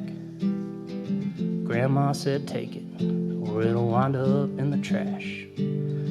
I took all this fishing gear, threw it in my pickup truck. It must have been 6 months before I opened that thing up to find a worn-out King James Bible, an empty pack of Lucky Strikes, a faded pin-up poster, some bottle caps, some Miller Lights, a black and white picture of a girl in a Chevrolet. Blue ink on the back said the one that got away.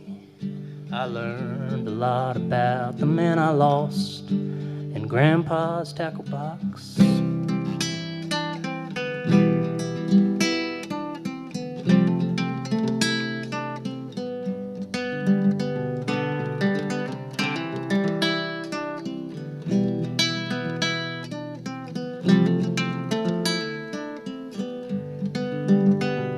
Well, I knew that he'd been a butcher in a store that he used to run, and every Sunday deacon sang some gospel just for fun. But I never saw him smoke or take a drink in all my life. Never knew there was anyone before Grandma was his wife, till I found a worn-out King James Bible, an empty pack of Lucky Strikes, a faded pin-up poster, some bottle caps, some Miller Lights, a black and white picture of a girl in a Chevrolet. Blue ink on the back said the one that got away. I learned a lot about the man I lost from Grandpa's tackle box. In Grandpa's tackle box.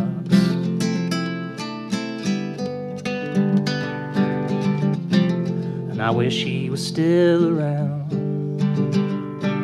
so I could take him fishing just to talk about that worn-out King James Bible, the empty pack of Lucky Strikes, the faded pin-up posters, the bottle caps, the Miller Lights, the black and white picture of a girl in a Chevrolet. Blue ink on the back said the one that got away. I learned a lot about the man I lost in and Grandpa's tackle box. And Grandpa's tackle box.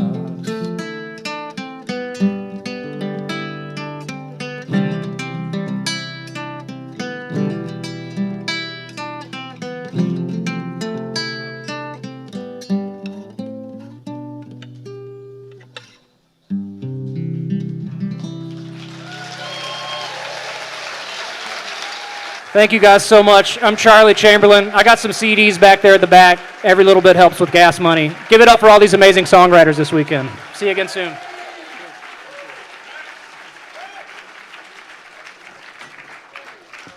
Charlie Chamberlain, y'all. You know, doesn't it seem amazing that it was amazing last year and then it just keeps being amazing to have all these songwriters? This year, people came from really far away, England, Australia. It's kind of an interesting phenomenon, but there isn't a Texan up here this year. At least not a born and bred one.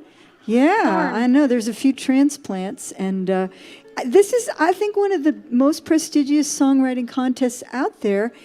And I try to tell people when I, talk about Kerrville that how intimate it is. I don't know if they get a chance to turn the cameras around and to show you this beautiful, beautiful theater that's so very, very comfortable and intimate that it's so easy to meet purple. Well, anyway, Hallie Neal is getting ready to sing for y'all. But like the tiny bit. She comes from New England. She's another New Englander like myself, born and bred in Connecticut. She told me she's been performing for 15 years, and I was kind of like, what? She said, yeah, I started in 5th grade. Yes. And she meant it. She's another Berkeley grad. I wish I could have gone to Berkeley. Don't you? I want to go to Berkeley. Perfect. Thank you. Her news nickname is Sweaty Bangs. Sweaty Bangs. Mm-hmm. I said we can make that a bit. We can make it a bit. But I wanted to give a shout out to her parents, John and Tracy, who are out there listening on live stream. So here's for John and Tracy. The reason she's up here today is because they are deadheads. And when she was a child, she got to go with them on their trips when they managed the merch. They did. Yeah. What do you think? Are you ready? Sure. This is Hallie Neal, everyone. Oh my goodness. Thank you so much. Hi, Kerrville. How are you? Oh my gosh, I'm so happy to be here. Thank you so much for having me and for listening. This first song, I wrote it about my childhood best friend. Her name is Emily, and she was my dad's best friend's daughter, and she lived in the town next to mine. And it took, I think, growing up a little bit to look back on my childhood and recognize how lucky I was to have a friend like her. And so I wrote this one thinking about just a simple memory being in the back seat of either of our parents' cars driving down the main road that connected my town to hers, called Route 207 in Lebanon, Connecticut. Shout out. Lebanon represent, baby. And just looking at all of the cows and the sunset over the farm and driving down Route 207 with my best friend. It's called Emily.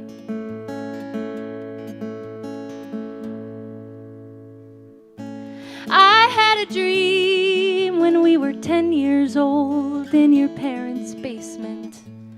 We formed a band, me and my brother, your sister, and you on bass, but you didn't play the bass and I didn't sing back then. But I had a dream and you were there for me, my friend.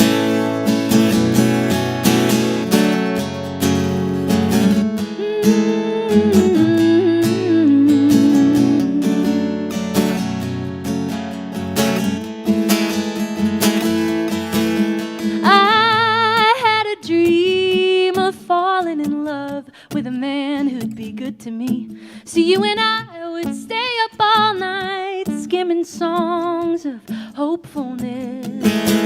So on with the fire and passion, on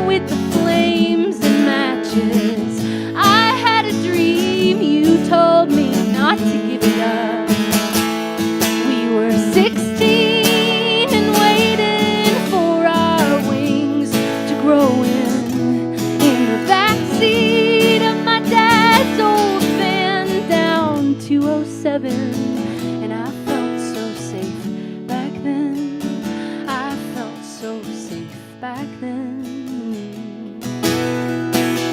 'Cause I had a dream and you were there for me, my friend. Oh, Emily.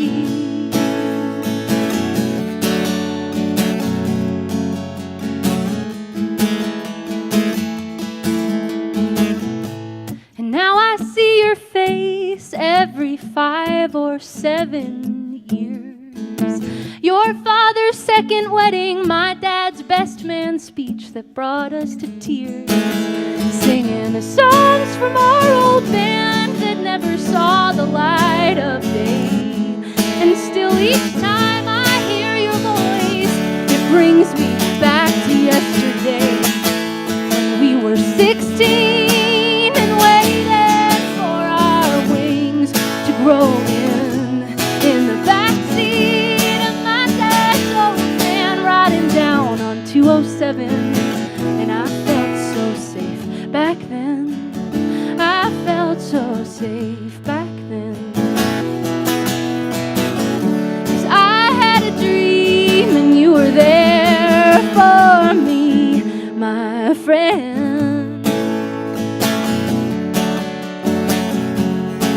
Oh, Emily. Oh, Emily. And what if we knew then everything that we know now? We'd probably be crying in each other's arms, and still, with every passing year, I see more pieces of the girl you helped me be. You helped me see. You were there for me, Emily.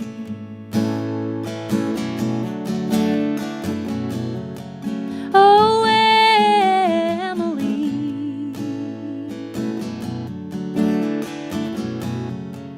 Oh, Emily. Thank you.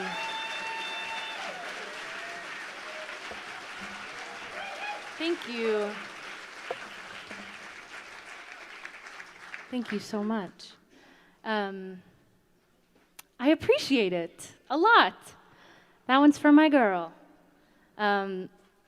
This one is one that I don't play very often because it's sometimes hard to play, but I know you guys will let me play it and give me some blanket and pillowage that I need. The strength that I need to play it. We lost my Gram last year. She had dementia, and she passed in August. And everything kind of started changing with her right before COVID hit. So before we even knew there was a pandemic coming, my parents moved in with her and took care of her through the end of her life. And there were chunks of time. I live in Nashville, and I grew up in Connecticut. So I would pop up to Connecticut for 3 months in the winter when COVID got really bad, and then again in the summer when I was able to play some shows, and then again. So I sort of saw these stages of my Gram deteriorating, and it was really hard for me to grieve while she was still alive, and to see my parents go through something like that, and to be involved but not totally involved. It was just a lot, and she was such an amazing person, and she would have just loved this so much. There are so many photos of her. My dad did merch for the Grateful Dead in the 90s, so there were a lot of tie-dyes in our lives. And all of the photos of me as a baby, like with my grandma, she's in a big like heart tie-dye t-shirt. It's awesome. And I think she would have loved it here, truly. She loved to go to new places, and she loved that I played music. And she supported me so much. And I'm so grateful for her. And this song is hard to play because I wrote it at a time when I was really sad and confused and didn't understand how to process everything. And looking back, I see it now as just a moment, and I see the good that I'm able to find in so much pain, which is that it was an opportunity for our whole family to reflect on everything that she did for us and all of the beautiful things that she was. My guitar won't go in tune. It's a vintage. I'm not supposed to say that. Once I offended some people by saying that. The 1970s guitar was vintage.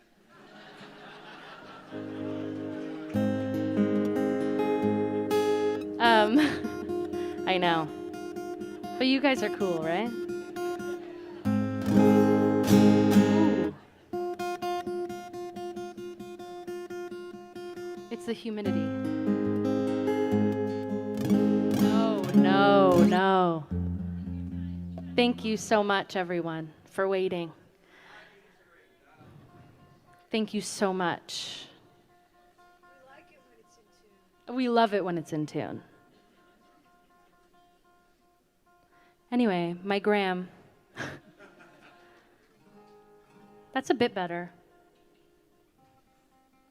Come on.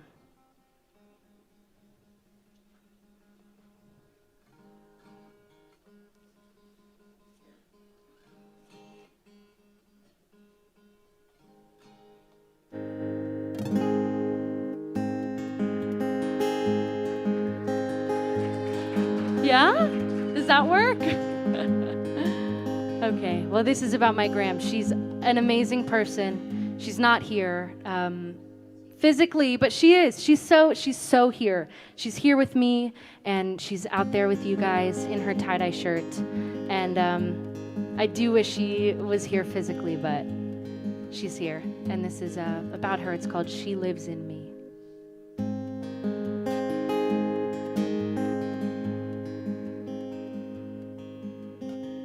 When she asked my dad, will my husband be home soon? And he hadn't been home for a while. I thought, what if I am the same? What if I forget your name? What if I forget how good it feels to smile? It's the saddest thing, but I can't be sad. 'Cause if I give in, I don't know if I'll ever get back. What am I to do? What am I to think? How can I live my life? How can I live my life? What am I to do?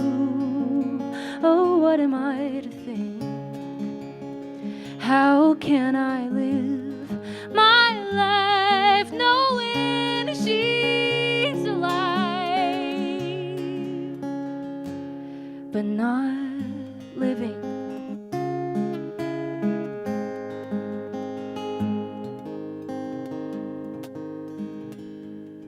And I was there the other day, and I smiled when I heard her say my name, like she was proud that she remembered.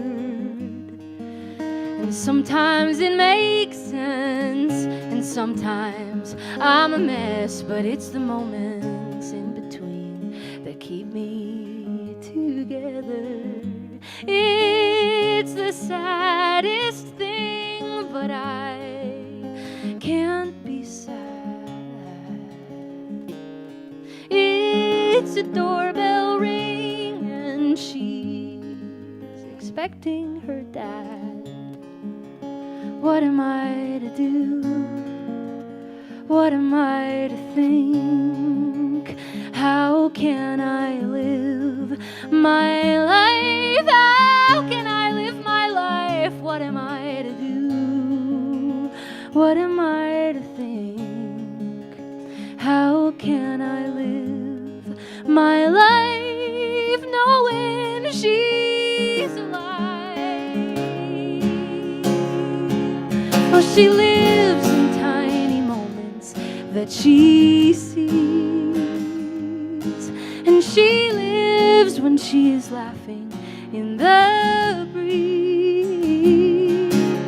She lives in songs and words and flickers, love and light and baby pictures.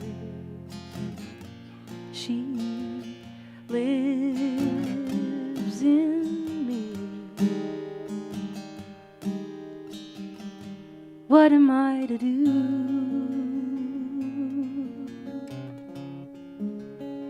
What am I to do?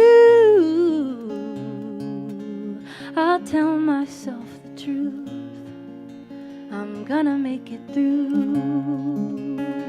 I'm gonna live my life. I'm gonna live my life knowing everything's alright.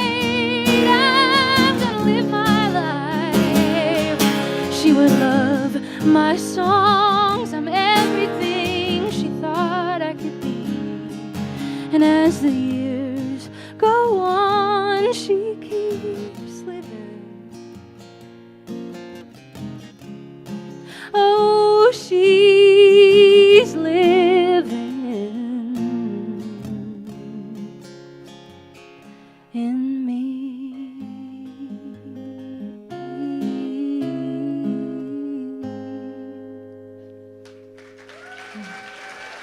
Thank you so much.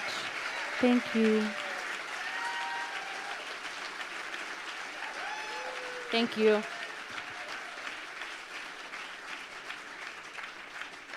Hallie Neal, everyone, also known as Sweaty Bangs. Got to come up with something these days. All right, then. Sienna Christy, who was with us last year in New Folk and has come back to us again. She just sold her house in the Portland, Oregon area and is moving to Knoxville, Tennessee in September. So she'll be a little closer, yeah. Here's what she told me about herself that, like, I didn't quite understand it, but you'll like it. She loves the show Air Crash Investigation. Does anyone know what channel that's on? She didn't even know. Discovery. Oh, that makes sense. You watch it too? Look at that, right in the front row, Sienna. She's not paying attention. We can tell her later. Right in the front row. She loves the show too. What? Air crash investigation. Right here. It's on Discovery. How about that? I love connecting people. I don't know. It just makes me feel so good. Anyway, she also loves Hello Kitty. Dungeons and Dragons, she's in a group, and she draws pictures of everything that happens. And I just want to say again that this is her second time with us here, and so that's awesome. Siena Christie, everyone.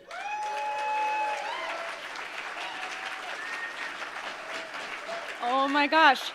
Hi, Kerrville. I'm so happy to be here. I'm also a music teacher, and when I teach kindergartners, the first thing I do is sing, "We're gonna shake, shake, shake our sillies out, shake, shake, shake our sillies out," and that's what I need to do. Looks like some of you do too. So thank you for joining me. Wow, it's such an honor to be here, to be back again. It's been an amazing show so far. I've laughed, I've cried. Yeah. So I'm going to share two songs that are really close to me and my family. The first one is about my mom and a little town in Oregon where she's from called Sisters. And the last time I was in this... Hey! We have some people from Sisters here? Great folk festival. The Sisters Folk Festival is awesome. So the last time I was there, I was watching the sun go down over the Three Sisters Mountains, for which it's named, and I wished that my mom were with me. And I think if she figured out the link, she's tuned in right now. So this song is for my mom. It's called Sisters.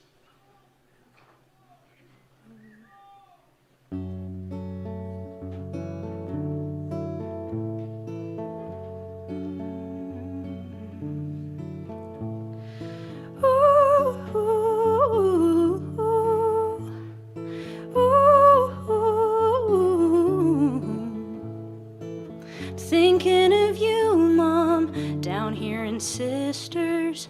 I've never been to such a cowgirl town. Staying at the bunkhouse with fellow hipsters. Feel kinda lost here without you around.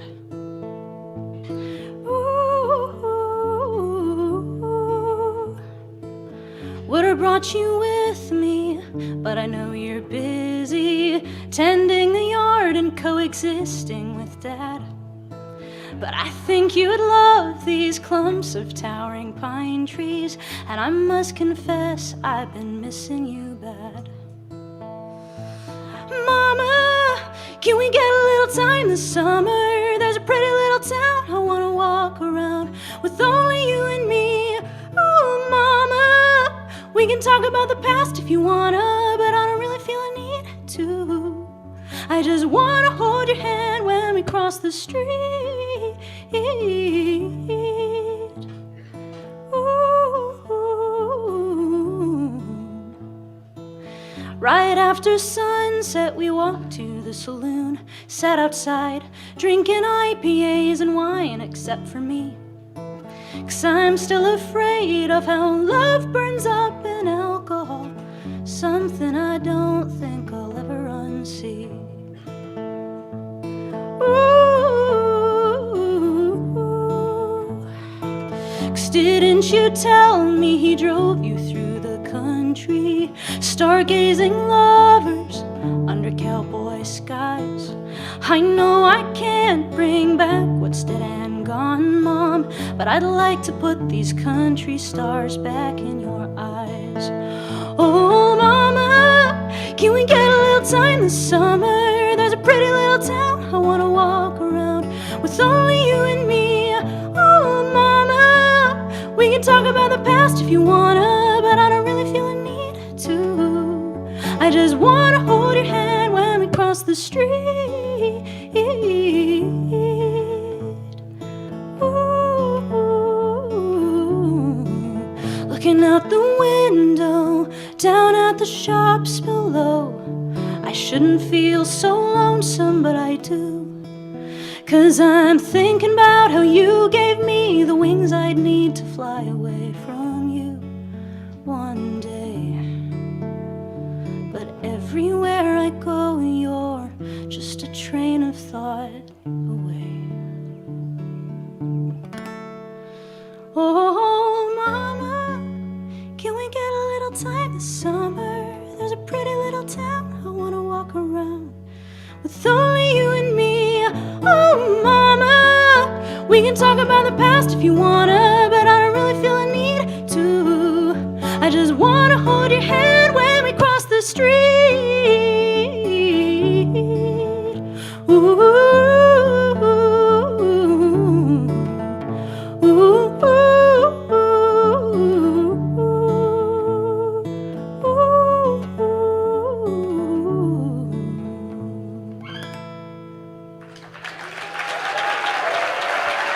Thank you.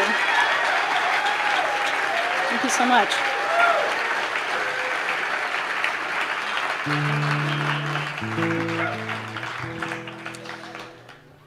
Thank you for listening. So my first song was about my mom and the tiny town of Sisters. My second song is about my dad and the United States of America. And I wrote this song, it was the 4th of July, and I was driving through my neighborhood, looking out at like the different lawns and houses and thinking about all the different ways someone might feel about the 4th of July, depending on who they are, depending on how life in America has treated them and their family. And I was realizing that I didn't know of a song that described how I feel about that particular day. both sides of my family come from immigration generations back, most recently my dad's dad, who's from Mexico, and I've heard their stories, and all those stories are alive in me, and I wanted to write a song that, I guess, gives voice to some of these feelings. So I really wrote it for me and my family, but I want to share it with you, and if any part of it resonates with you, then my heart is with you. And thank you so much for listening. The song is called Beautiful Broken Country. Thank you.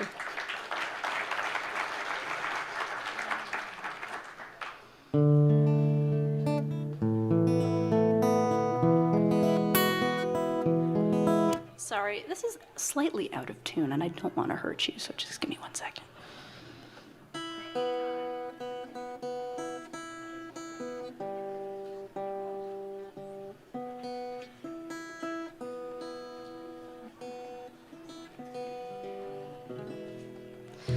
Good enough for folk music, as I always say.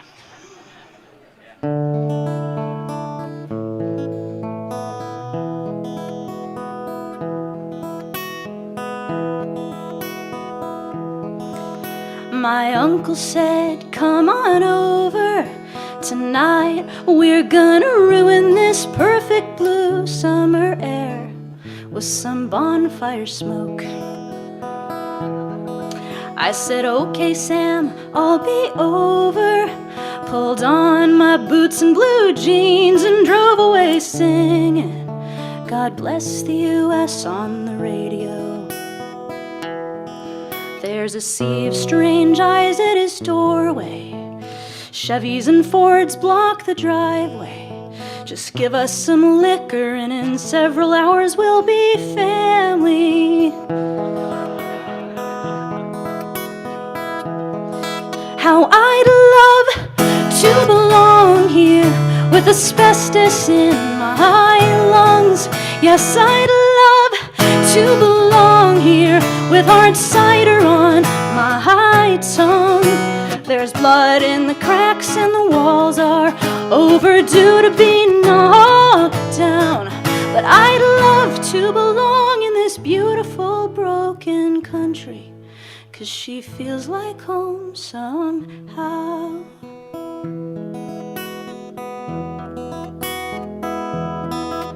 My daddy loves telling stories. Suburbanite kid in the 50s. One afternoon he tried to bleach his black hair blonde. True story, it turned orange. He's out on the porch playing bluegrass. He doesn't recall much Spanish, and I am the daughter of all he's lost and all he's found. Now I'm sitting on blankets with strangers, eagerly waiting for nightfall, singing, don't you know us, we're your native sons. How I'd love to belong here with gasoline in my lungs. Yes, I'd love to belong here, burning charcoal on my tongue. There's blood on the ground and we're all too scared to leave our hearts unlocked. But I'd love to belong in this beautiful broken country. She's the only home I've got.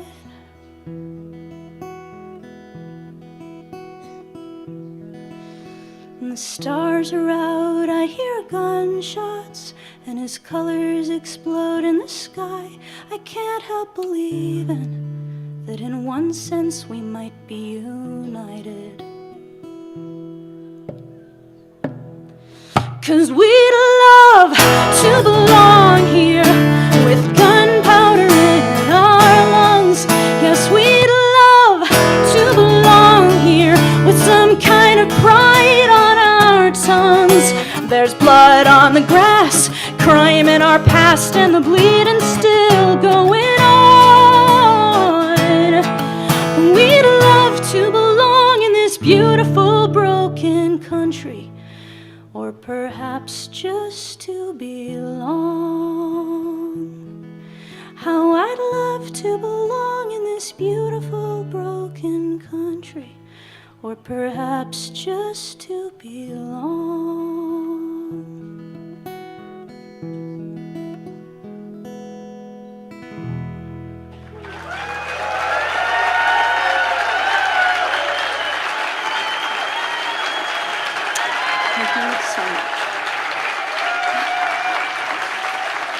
Thank you so much, Kerrville. My name's Sienna Christy.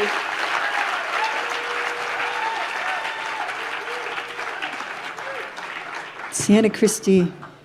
And you'll keep an eye on your guitar this year, right? I won't lose it. She lost her guitar last year, I just remember. That was beautiful, beautiful. All right, just a few more folks for today. Let's see, two more. This next amazing finalist, Alexi, so the thing is, he's from Montreal. Did I mention that part? And I spent a while trying to figure out Alexi Complain. I think, he said I could say it any way he wanted, but I wanted to try to get it right. Anyway, he is a fiddle player, indie folk. He's gonna write on the fiddle. How's that? Not the guitar. He's the son of Canadian folk rock icon Connie Caldor, who I've been a fan of for years, as well as a student of violin legend Didier Lockwood. I think I said that right too. And but one of the things he told me that I thought was really cool is that his new album, which is coming out in July, he recorded all the songs. He wrote them in English, and then COVID came along and he got a little bored, so he went and translated them into French and recorded them all again. That's not an easy thing to do, right? At all. So he gave me one. I can't wait to listen to that because I love trying to figure out what somebody's saying in another language that I took 2 years of in high school. He spends a lot of time in Paris. His wife is getting a PhD. Oh, and here's a cool little factoid, because he looks like he's not quite ready yet. In 2014, he competed in the World Championship for Irish dancing. That's the only other contest he's been in. He said, when I asked him how he did, he said, well, I didn't come in last. Look at all that stuff, man. Yeah. I've always wondered how people could deal with all that stuff, particularly on an airplane. Like, you must not bring anything else with you. No. I'm running out of stuff here. I have to tell you something I don't know about. Oh, a joke. Yeah, Steve Gillette used to tell a lot of jokes. I wonder if Steve's out there on live stream. If he is, hi, Steve, we miss you. Yeah. Okay, so how many singer-songwriters does it take to change a light bulb? Well, I was driving down the road the other day when I was on tour. Should it be to the left of the other one? That's kind of it, right? There's nowhere to go from there. Yeah. Alexi, how you doing? Your vocal mic is for you. Okay. I had so much to say. Plugged in, is it ready to go? Yeah. Let's see. I'm going to look at my notes. Yep. And I'm only using it at the end of the thing, and this is the main one I'll be using most of the time. So. Oh, you got a joke? Oh, wait. Come out and tell the joke. This is my good friend Oliver Stuck. He's on the recycle crew. It's not trash. And I'm a huge fan of Oliver. We met, I don't know where we met, but this year I was hiking at Lost Maples with my husband, and I looked up, and he was standing right there. Tell the joke. Oh, okay.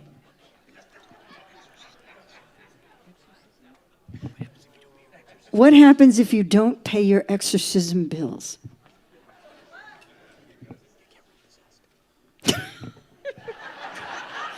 You get repossessed.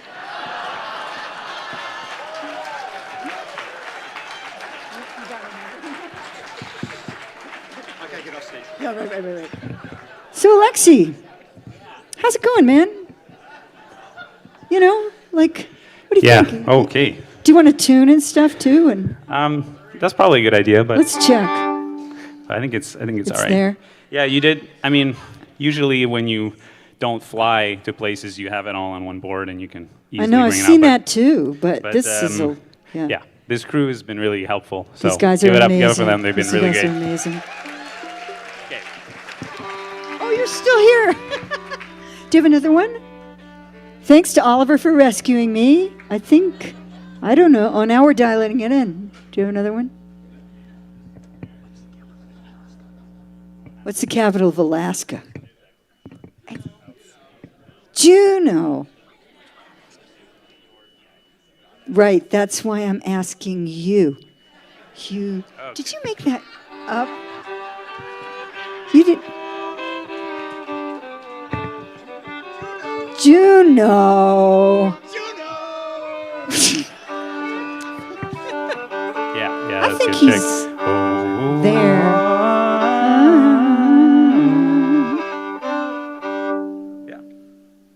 That's good for me. I think he's just close enough. Alexi Yes. Complain. Thank you. Delian. Thank you for being so patient. Yeah, I have a lot of gizmos. My guitar shrunk in the dryer, so. But anyway, I am going to start with a song it's a simple song, and it's really for anyone if anyone's out there feeling stressed or is going through a tough time, I really hope that this can maybe give you a bit of respite and give you a little breath of fresh air while you're going through it.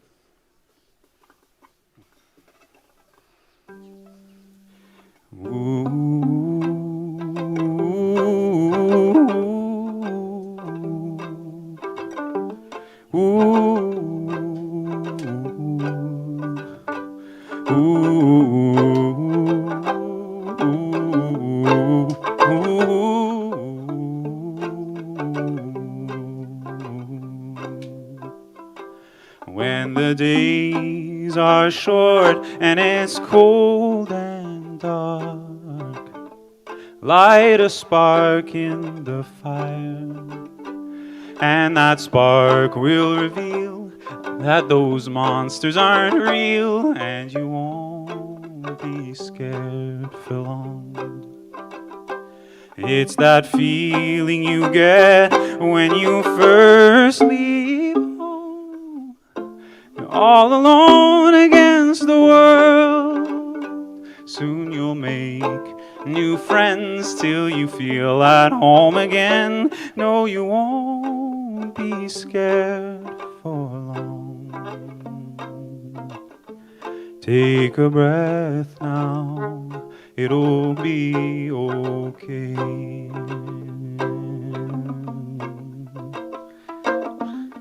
Your mind is racing through all the things you cannot change.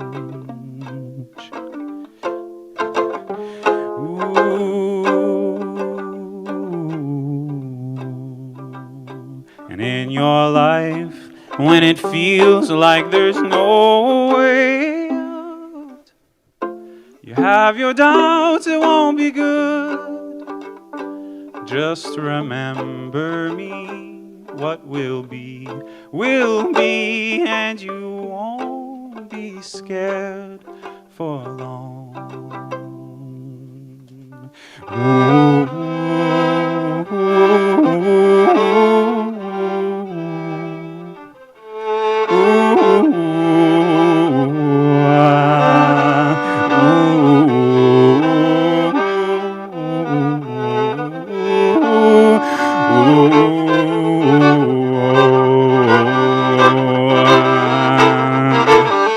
Take a breath now, it'll be okay.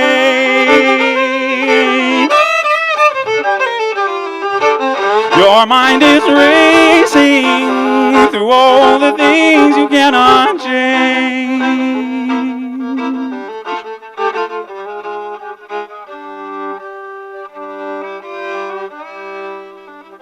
And in your life, when it feels like there's no way out, you have your doubts, it won't be good.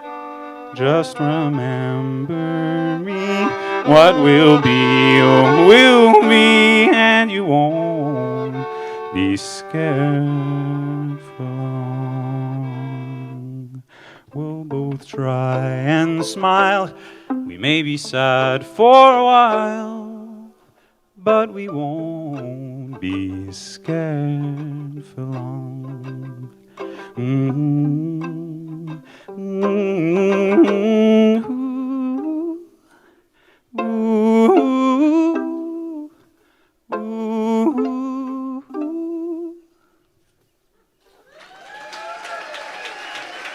Thank you, merci.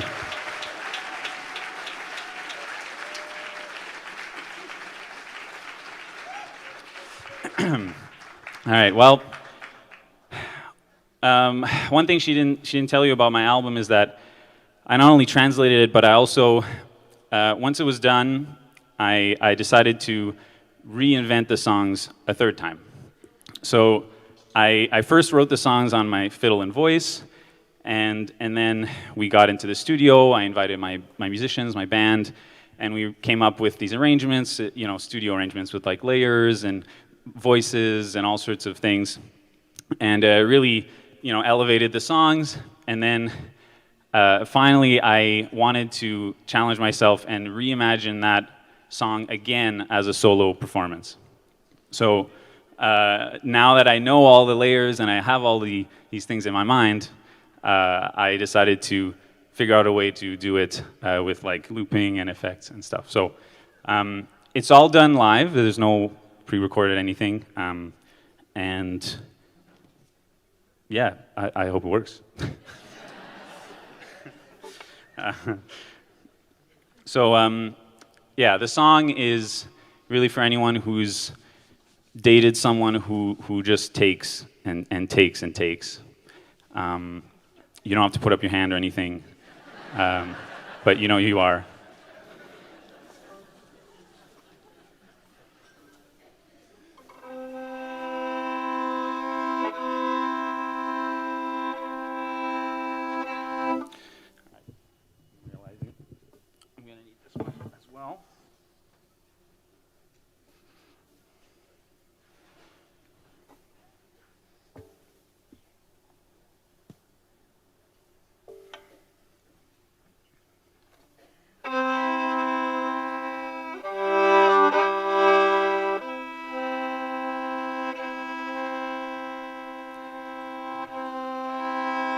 Were you looking for a bargain?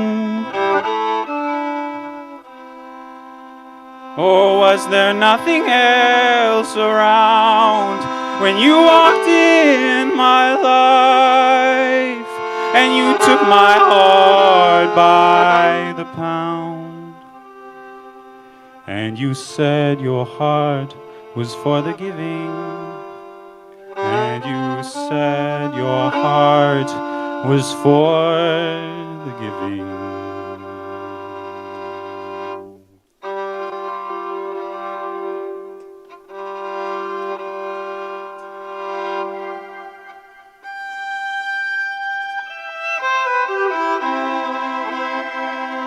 Did you think I looked familiar?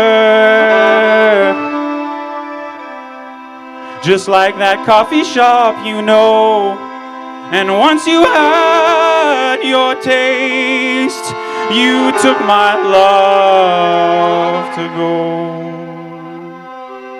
You took it to go. You took it to go.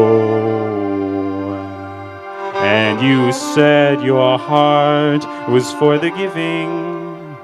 And you said your heart was for the giving. But all you did was take.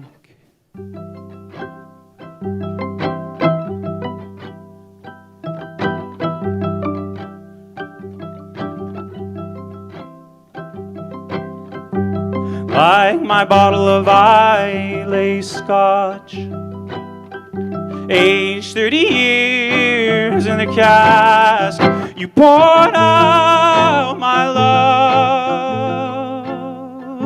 and you didn't even ask, and you didn't even ask.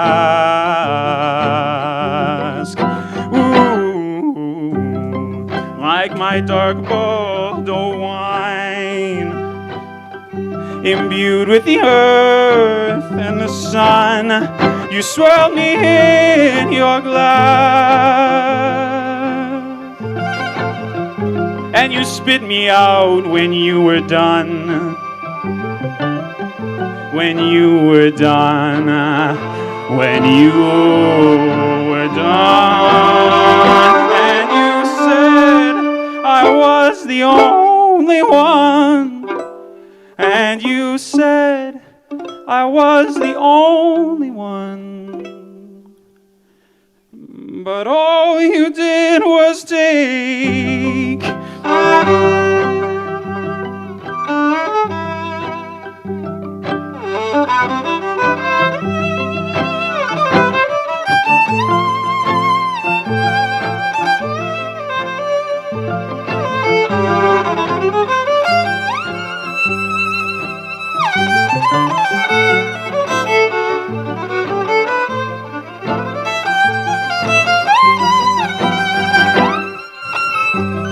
You saw me like you saw New York, dollar slices all night long, when all else was closed. Oh, you came back around to do me wrong,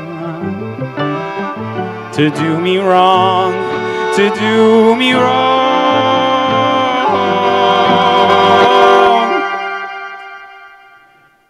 To do me wrong.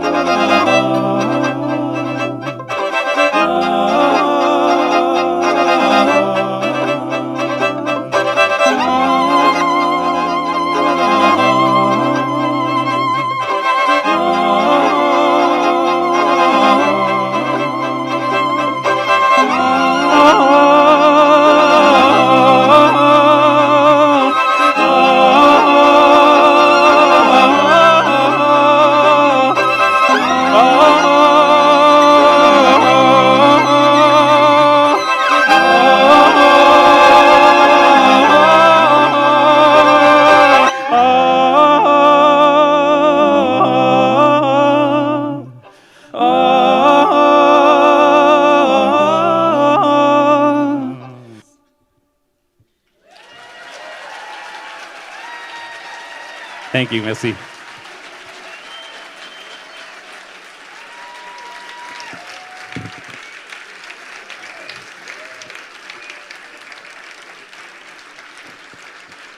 Alexi Campagne from Montreal, Canada. That was really something different, wasn't it? Yeah.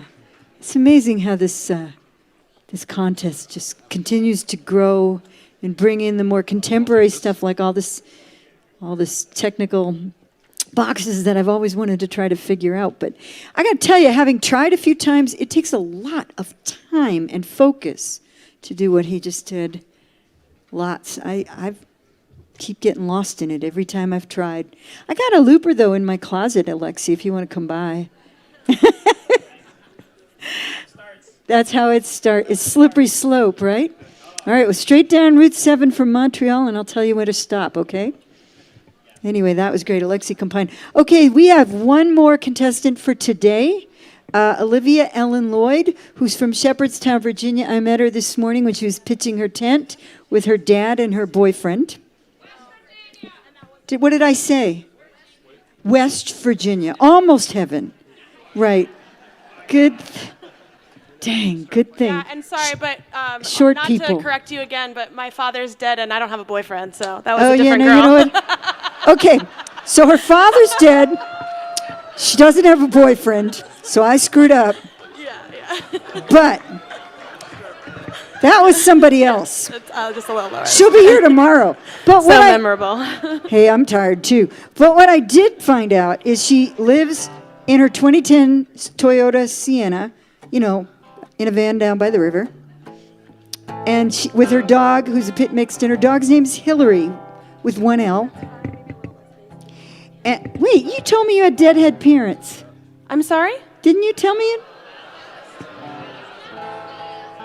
It says right here, dead. Oh, my parents were also deadheads. Yeah, One of them deadhead is just parents. also dead. I got that part right. Her father was a bar musician. I got that part right. She splits her time between New York City, Nashville, and home, where her sisters would kill her if she didn't come home. And that's plenty. there That's you plenty go. for me. Yeah. Sorry. And her father, who taught her how to harmonize, was the kindest person she's ever known, and a deadhead. I got that part right. Yeah. I'll just keep repeating that until. What do you think? Are you you ready? good, Anyway, yeah. how about a hand for Olivia?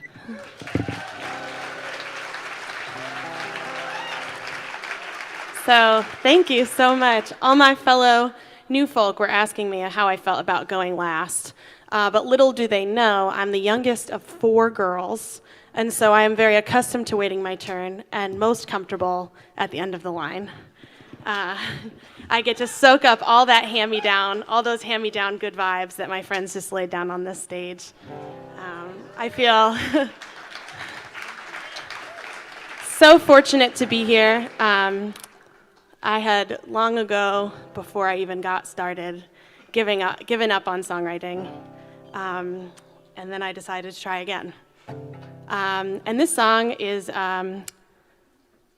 you know, we're all on our little hero's journeys throughout the world, neither fully good nor fully bad, but I've heard apparently that sometimes we make mistakes. I never have, but I've heard tell. And so this song's about that, sort of. Well, that evening turned so quickly in the morning. I ain't never seen this side of 6 a.m. Could you hold me for a second and imagine that there ain't no consequence to where I've been? 'Cause I ain't ready to go home and face the music. I'm not ready to feel bad for what I've done. But the sign is in the clouds, and I know right about now there is hardly any place for me to run.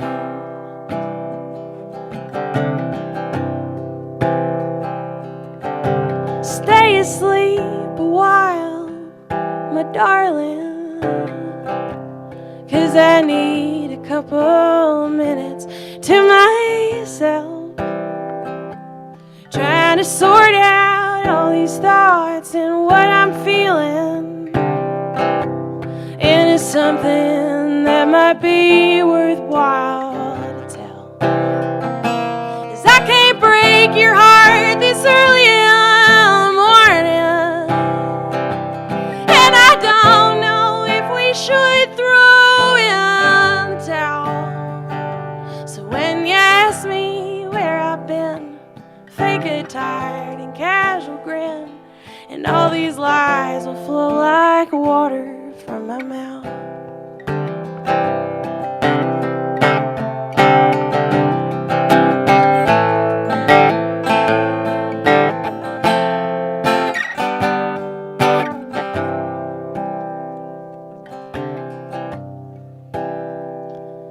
As a girl, I used to wake up from that same dream where I'm floating in a river neath the trees, when all of a second, without warning, that water rose up before I had a chance to breathe. And I'm reminded of that sick and sorry feeling when I realize you know just what I've done. But you can't undo the past.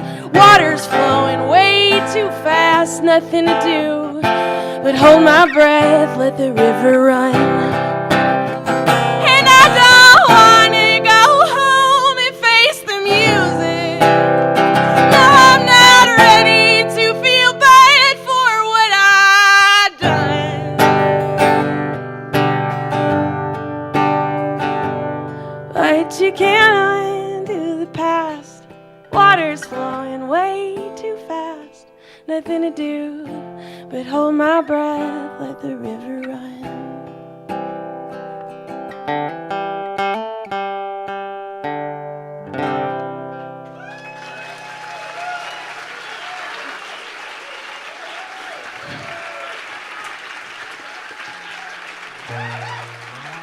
It's hard to be dishonest when you're a songwriter. It occurred to me this morning while I was practicing this next song that I started, the roots of this song were planted in Texas. I was an American Airlines flight attendant for about 45 seconds. Any people who work in that industry have my hardest job I've ever had, and I've cleaned every toilet that anyone could ever build, including like the latrines out there. Hardest job I've ever had. And I stopped doing the creative thing. I was just really struggling and very lost in my life. And I needed some stability. I needed some money. I needed a life, I thought. And so I wrote this song. And I wrote it alone in a room and never expected to play it for anybody. And now, years later, here I am back in Texas. I'm back. Me and this song are back to kind of close that loop. It's called Loose Cannon.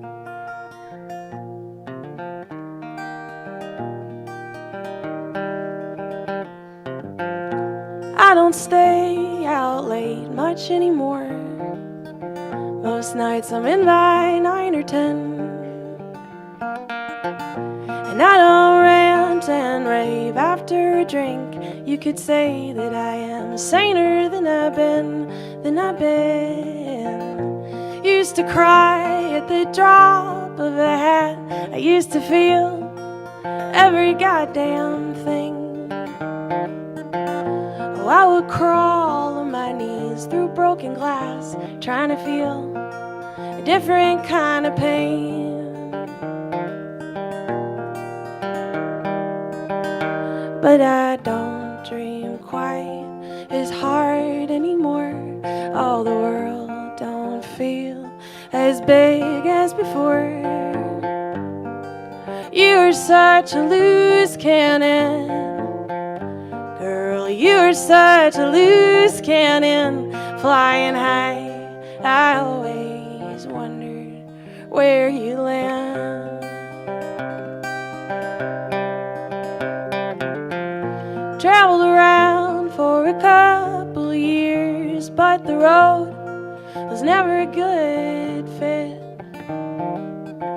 Well, every town it felt new for a couple days until I'd fall into that same old shit. Now I live somewhere not so far away, and still it feels like a different kind of world. From open fields and late night driving, but I swear I am that same old girl.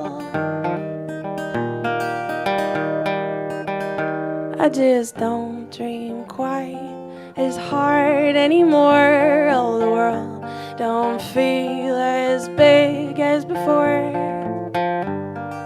You're such a loose cannon, girl, you're such a loose cannon, flying high. I always wondered where you land.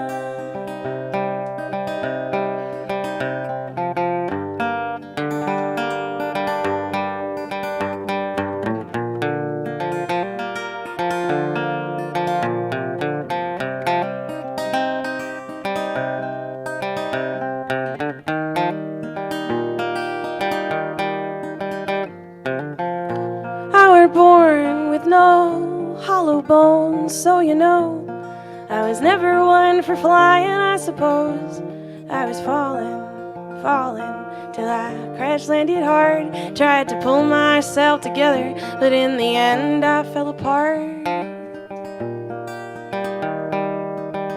And now I don't dream quite as hard anymore. Oh, the world don't feel as big as before. You're such a loose cannon, girl, you're such a loose cannon, flying high. I always wondered where you land.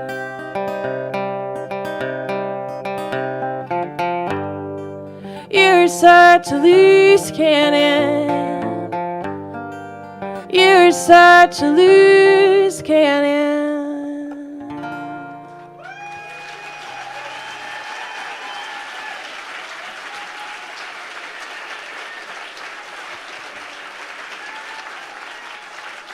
Thank you so much.